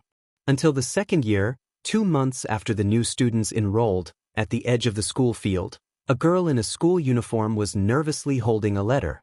There was a love sticker on the envelope. This was a common sight. She didn't need to guess to know that it was a love letter. "Senior, I like you." Gu Mingming handed over the love letter with both hands, then lowered her head, not daring to look into his eyes. "Gu." Before the senior could reply, the love letter in Gu Mingming's hands was snatched away. A tall figure stood between him and Gu Mengmeng, his burly body blocking him completely. Gu Mengmeng raised her head and stared blankly at the person who snatched her love letter. Her clear eyes were filled with astonishment. His dark green eyes revealed a trace of malice and anger. His lips were clearly curled up, but it made people shudder. His voice was cold and emotionless, but it was filled with an irresistible tone. Do you think it's appropriate for someone who already has a boyfriend to confess to someone else? Out of topic, it appeared, Susu was so excited that she couldn't control herself.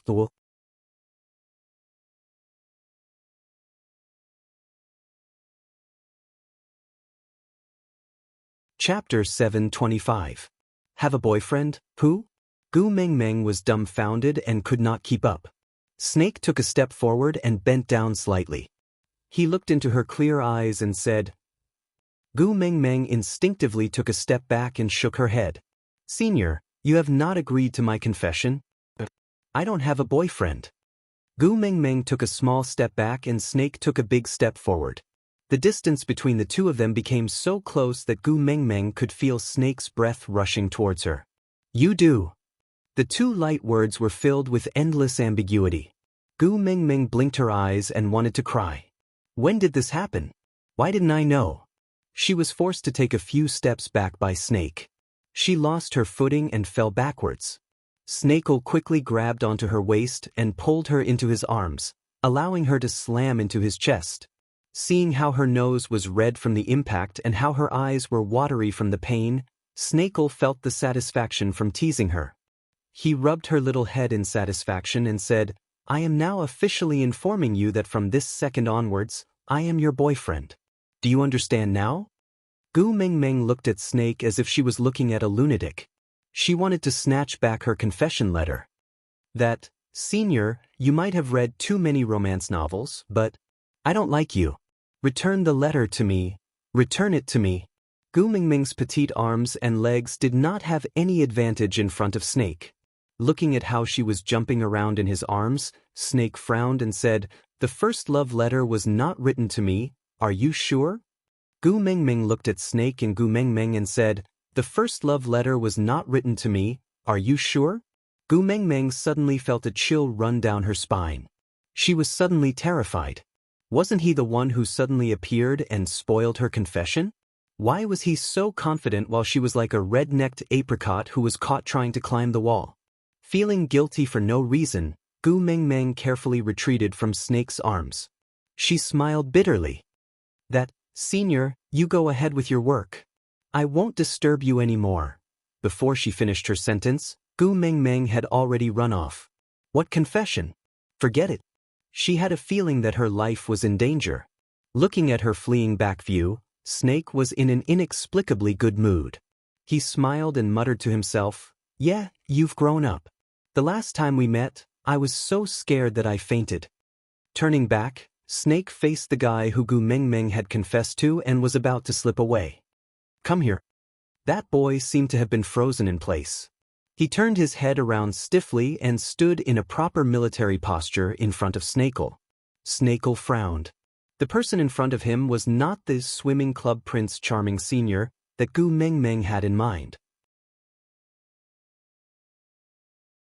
That fellow from the swimming club had already been tortured so badly by him that he had to transfer schools. Teske, where did this eyesore come from? Which society are you from? Snake asked. Basketball club, the boy answered. Snake nodded, thinking that perhaps his interference had caused Gu Mengmeng's interest to deviate, but it did not matter, he would do whatever she liked. Patting the boy's shoulder, he said, Later, bring a letter of application to block a classroom 9 to find me. Yes. With that, the boy ran off as if he was escaping for his life. Snake turned around and walked towards block A classroom 9 as the bell rang.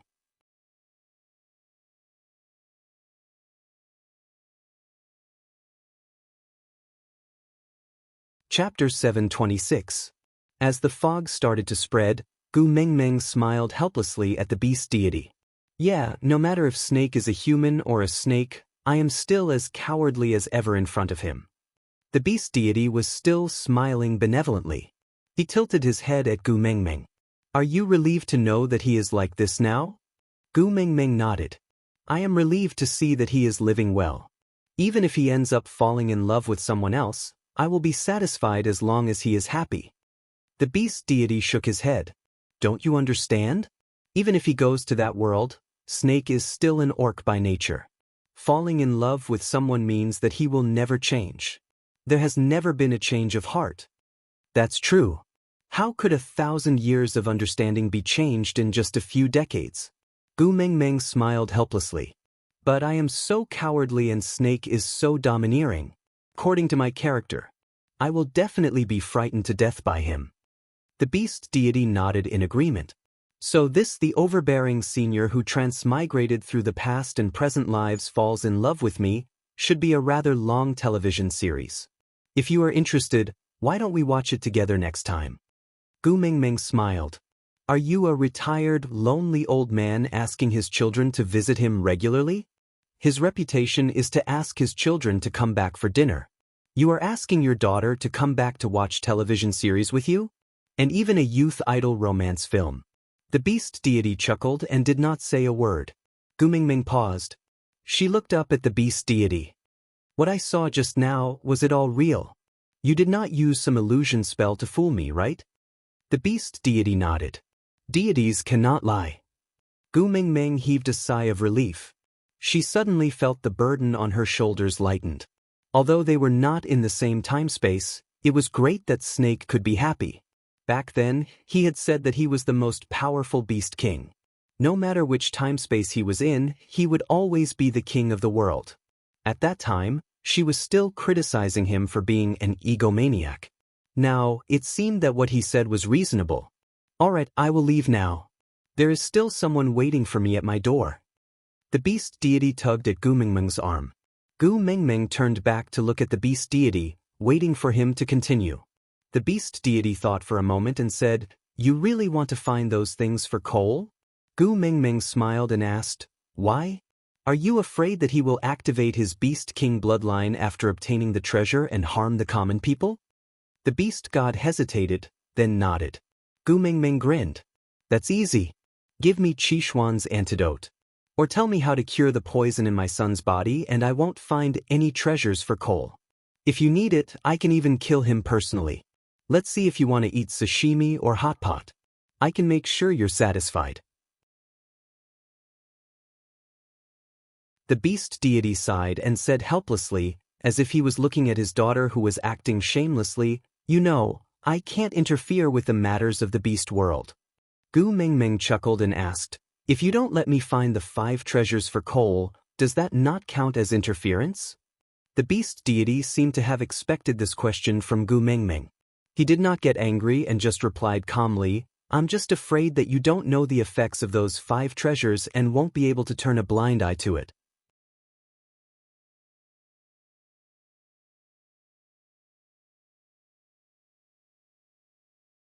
Chapter 727.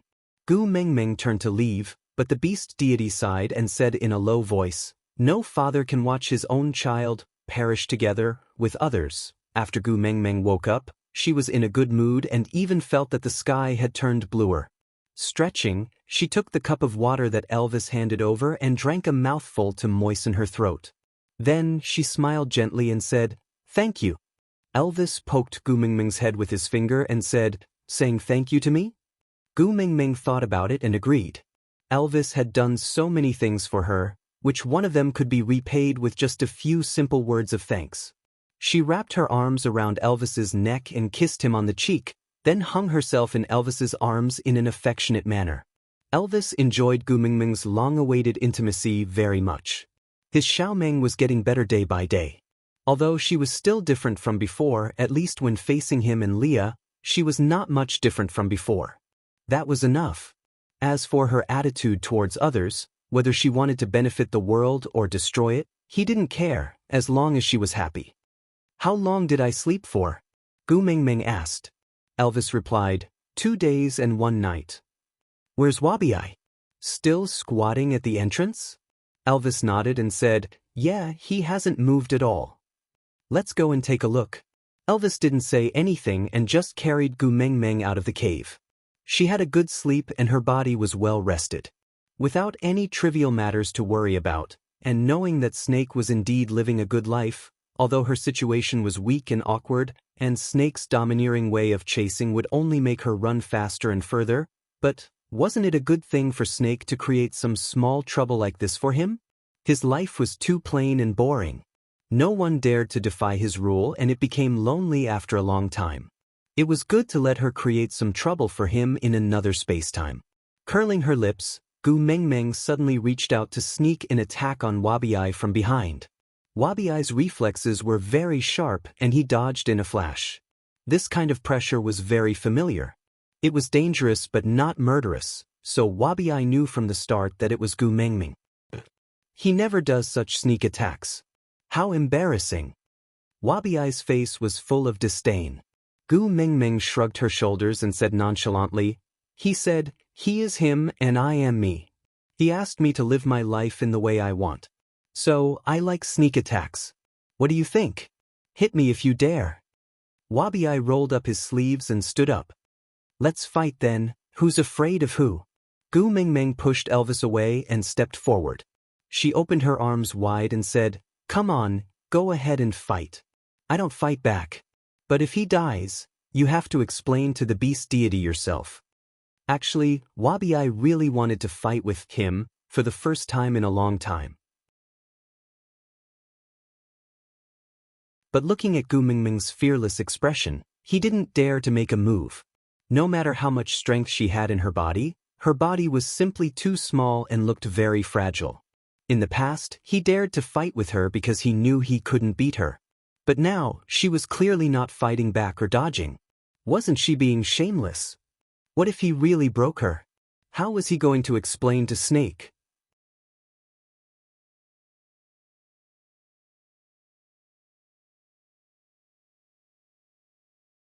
Chapter 728.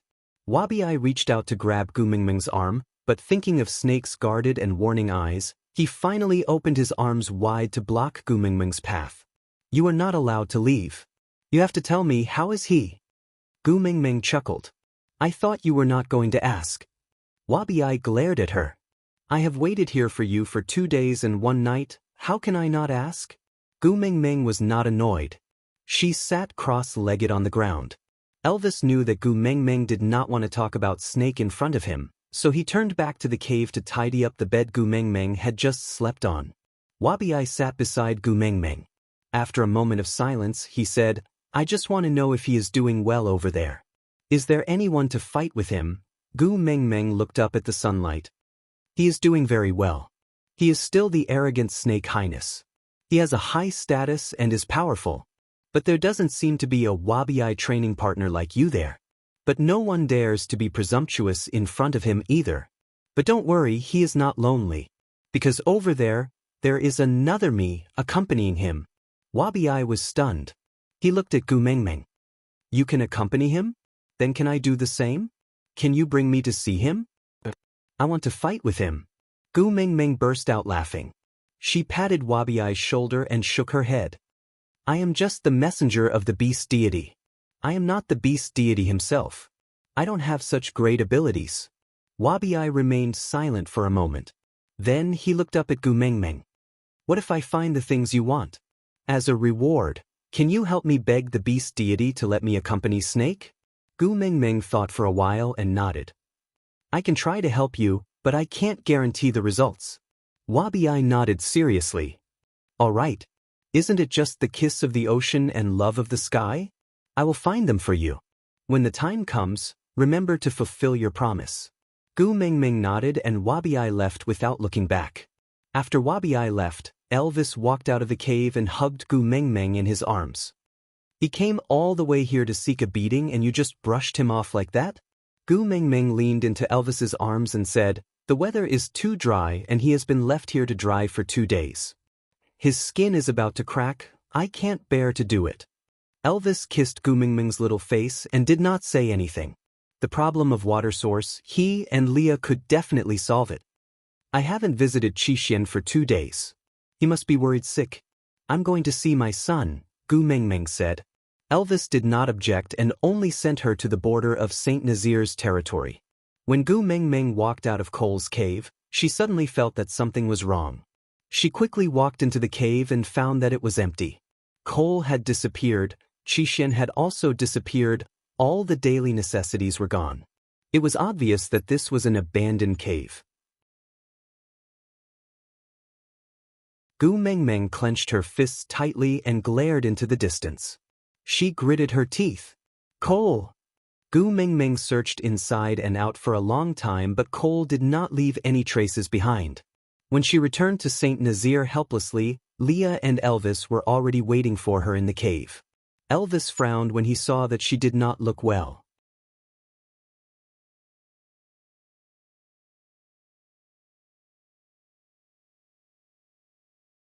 Chapter 729. After Gu Mengmeng explained the situation at Cole's side, Leah smiled and tapped Gu Mengmeng's little head. Don't worry, Cole only brought Qixin to a place with sufficient water. Although he is a stray beast now, he is used to living a luxurious life. It is impossible for him to endure hunger and thirst. Really?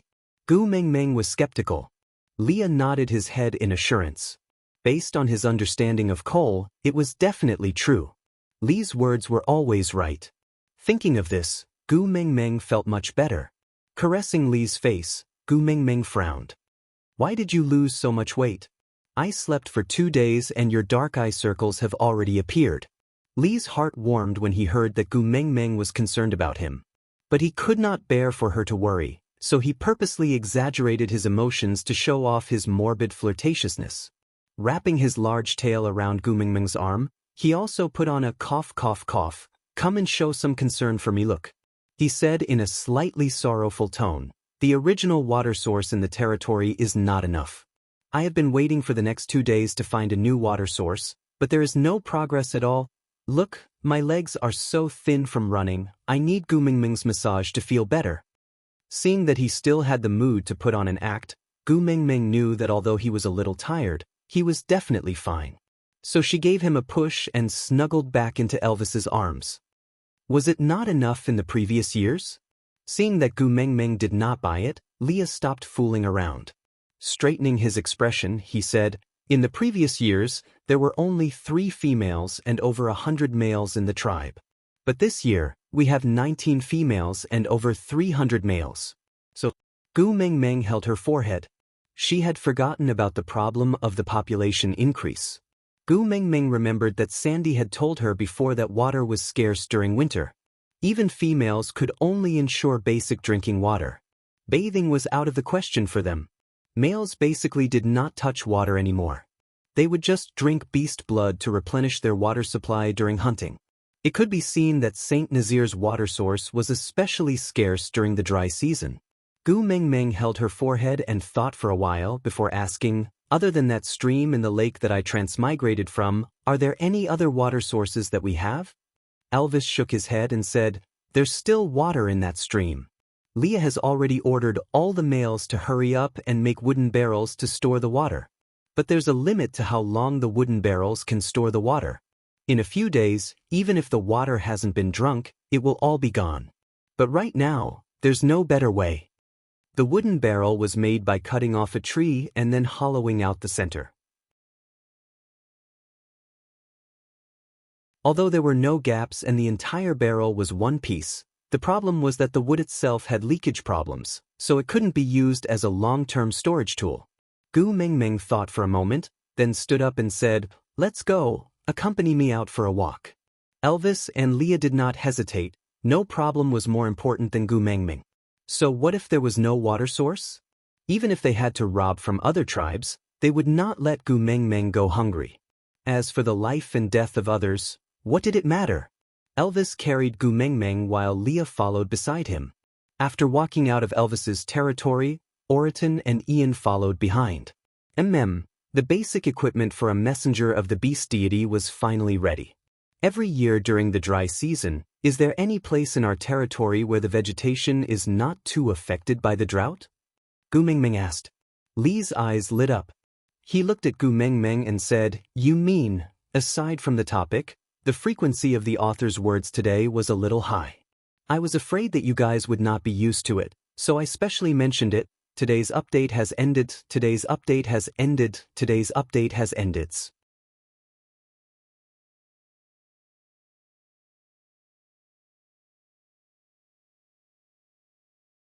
Chapter 730.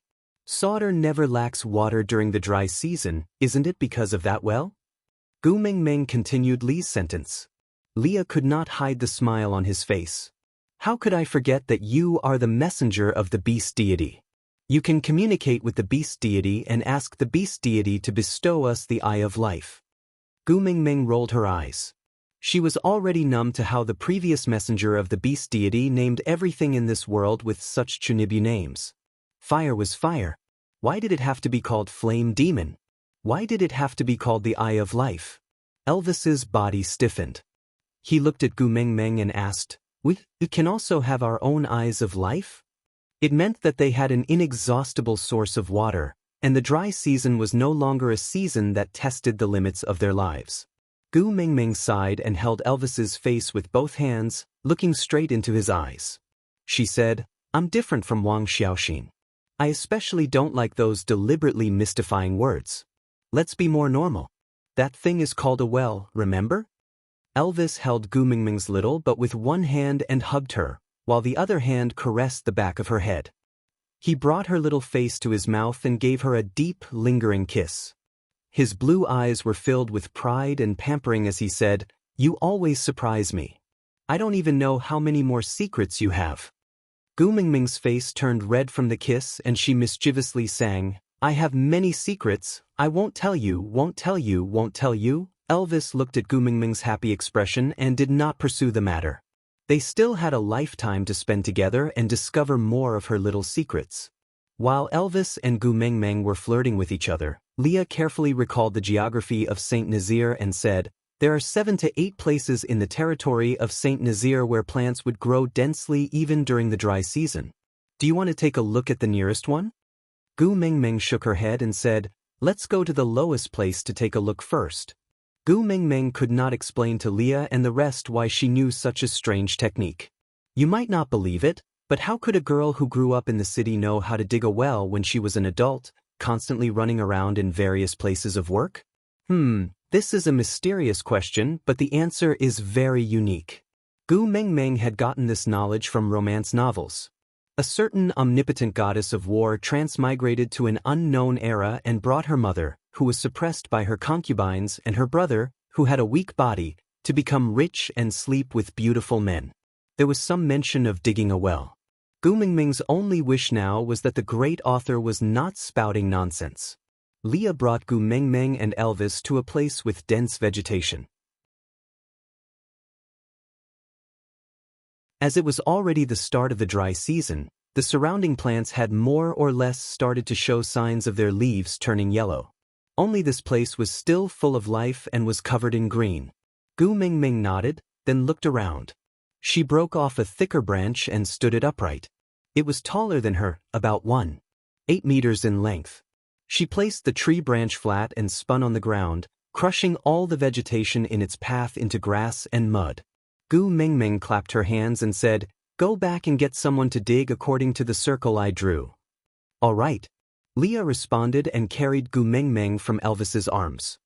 He pressed one hand on her ear and pressed her face against his chest. This way, both of Gu Mingming's ears were blocked.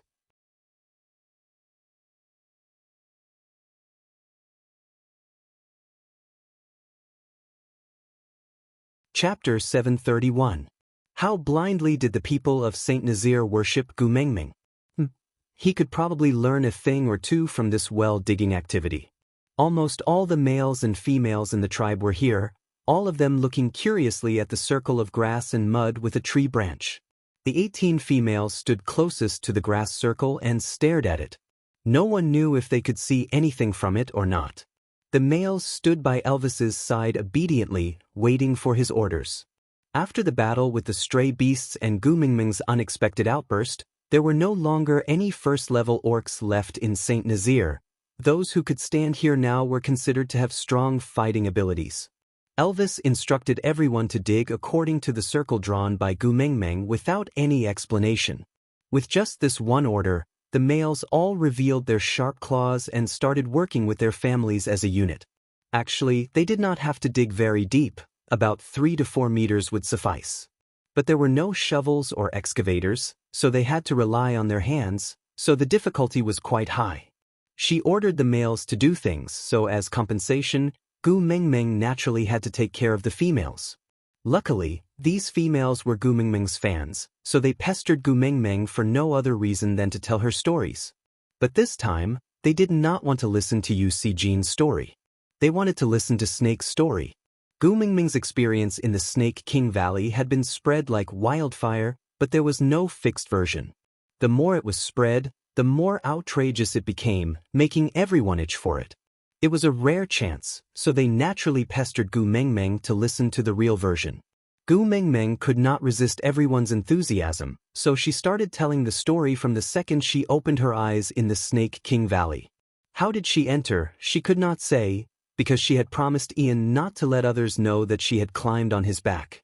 When she talked about how Ellie wanted to kill her, all the females looked at Gu Mengmeng with reddened eyes, as if they were about to cry. They said angrily, if not for the messenger's kindness in taking her in, she would have been snatched away by the stray beasts. How could she be so vicious? She was clearly a complete female, but still disguised herself as a half-orc female to sneak into the tribe. She did not have good intentions from the start. I was wondering why she kept going to Sandy's house, so she went there to sow discord. Luckily Sandy did not fall for it or else. Gu Mengmeng listened to everyone's comments and did not give any response. Hate Ellie? Far from it. They just had different standpoints. She could only blame herself for being too weak for not being able to protect her children and even sacrificing herself. She had almost caused Elvis and Leah to suffer the backlash of the mating contract. Moreover, he was already dead, so whatever grievances he had should be in the past. Gu Mengmeng felt that it was not worth fighting with a dead person, because no matter how much you hated her, you did not have the ability to snatch her back from the hands of the King of Hell and kill her again. The topic was a little off topic, and the females were in a heated discussion. There were 19 females here. It was comparable to an agricultural wholesale market. Gu Mengmeng did not have the intention to pull them back to the main topic of discussion and let them scold Ellie with righteous indignation. It wasn't until a cheer came from the male digging the well that the discussion of the females came to an abrupt end. Gu Mengmeng stood up and walked to the edge of the well. She looked down and smiled.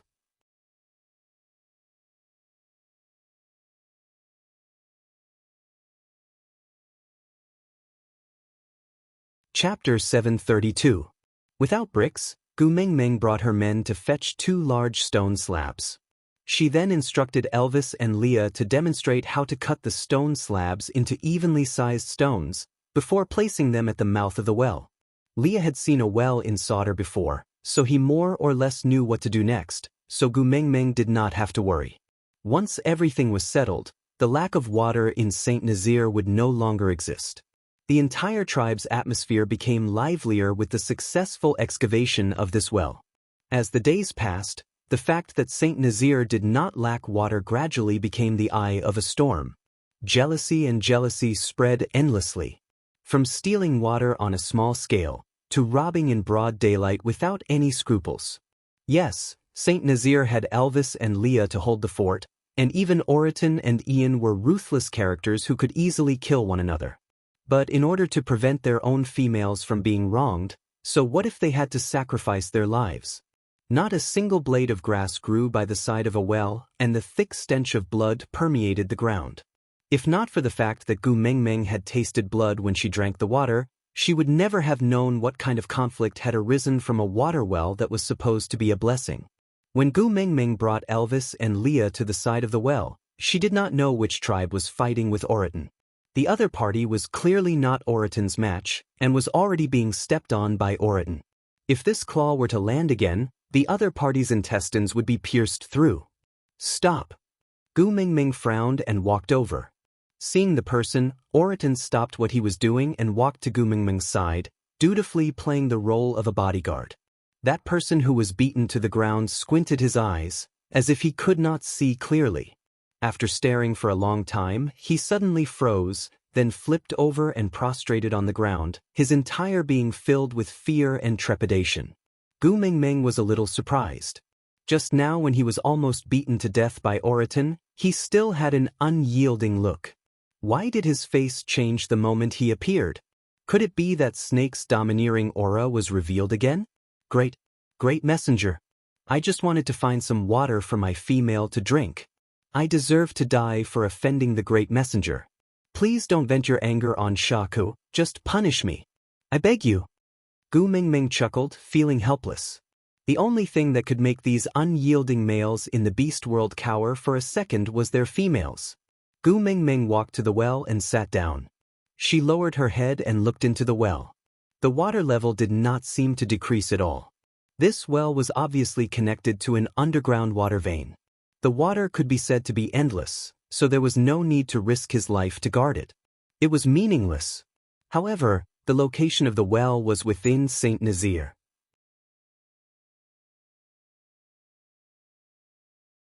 If anyone were to casually enter to collect water, it would affect the sovereignty of the territory. Saint Nazir was won back by Elvis and Leah after risking their lives. Even if she could not expand the territory, there was no reason for her to give it away to others. Thinking about this, Gu Mingming lowered her head to look at the male who was still crawling on the ground and asked, "Is there a witch doctor in your tribe?" The male shuddered, thinking that perhaps this was the time for divine punishment. It didn't matter, as long as Shako wasn't implicated. Gritting his teeth, he nodded and replied, "Reporting to Lord Emissary, our tribe has a witch doctor."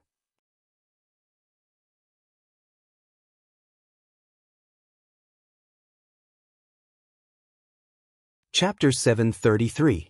The male lifted his head, looking at Gu Mingming in shock and confusion, asking if there was a witch doctor, not to sacrifice him to the heavens, but to throw the game? Gu Mingming's expression was indifferent as she continued, "The witch doctor is a member of the clergy and is considered my subordinate. I allowed them to use my name to benefit the various tribes, but other than the witch doctor, anyone who entered Saint Nazir without permission would be treated as an intruder and be exiled and slaughtered. Furthermore, the tribe's right to collect water would be permanently revoked. Do you hear me?" "I heard you clearly."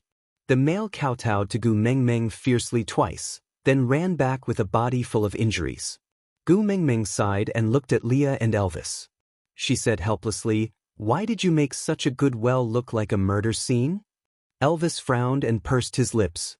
After deliberating for a long while, he slowly said, "What if you don't have enough water to drink after giving them?" Gu Mingming chuckled and asked, "Is it because of this that you guys risked your lives to get water?" Elvis nodded. "This well concerns the lives of all the females in the tribe. The males must protect it with their lives." Gu Mingming leaned into Elvis's arms and asked, "Why didn't you tell me that someone came to snatch it?" Elvis sighed softly and said, "I don't want to annoy you over such a small matter." Gu Mingming smiled and asked, "Yeah, then if I don't know, are you guys planning to keep killing everyone who comes here for water?" Elvis nodded solemnly and sincerely. Gu Mingming was speechless. "Leah, why didn't you stop him?" Leah shrugged. "Why should I stop him? If they had come to beg me nicely, I might have been able to accommodate them. But since they want to steal and rob, we naturally can't let them off." Gu Mingming was also helpless. It seemed like there was no such rule in the beast world where begging for help did not exist. Whatever they fancied, they would snatch it openly. Waving his hand, he said, "Forget it. Inform the nearby tribes to send witch doctors to Saint Nazir to discuss if they need water. If there are any more intruders, they will be dealt with in contempt of the divine authority." "Yes, sir," Oriton answered and then left. He was the protector of the emissary, so it was natural for him to arrange such matters as conveying orders. Gu Mingming clicked her tongue and said, "The ground is full of blood, it looks quite horrifying." Elvis carried Gu Mingming back into his arms and kissed her little face, saying, "I'll get someone to bring fresh soil from somewhere else to plow the ground." Gu Mingming nodded and followed Elvis and Leah back into the cave. The witch doctor was handed over to Leah to handle. Gu Mingming was happy to have some free time as she accompanied her 3 sons to sunbathe on a huge rock. 2 months passed in the blink of an eye.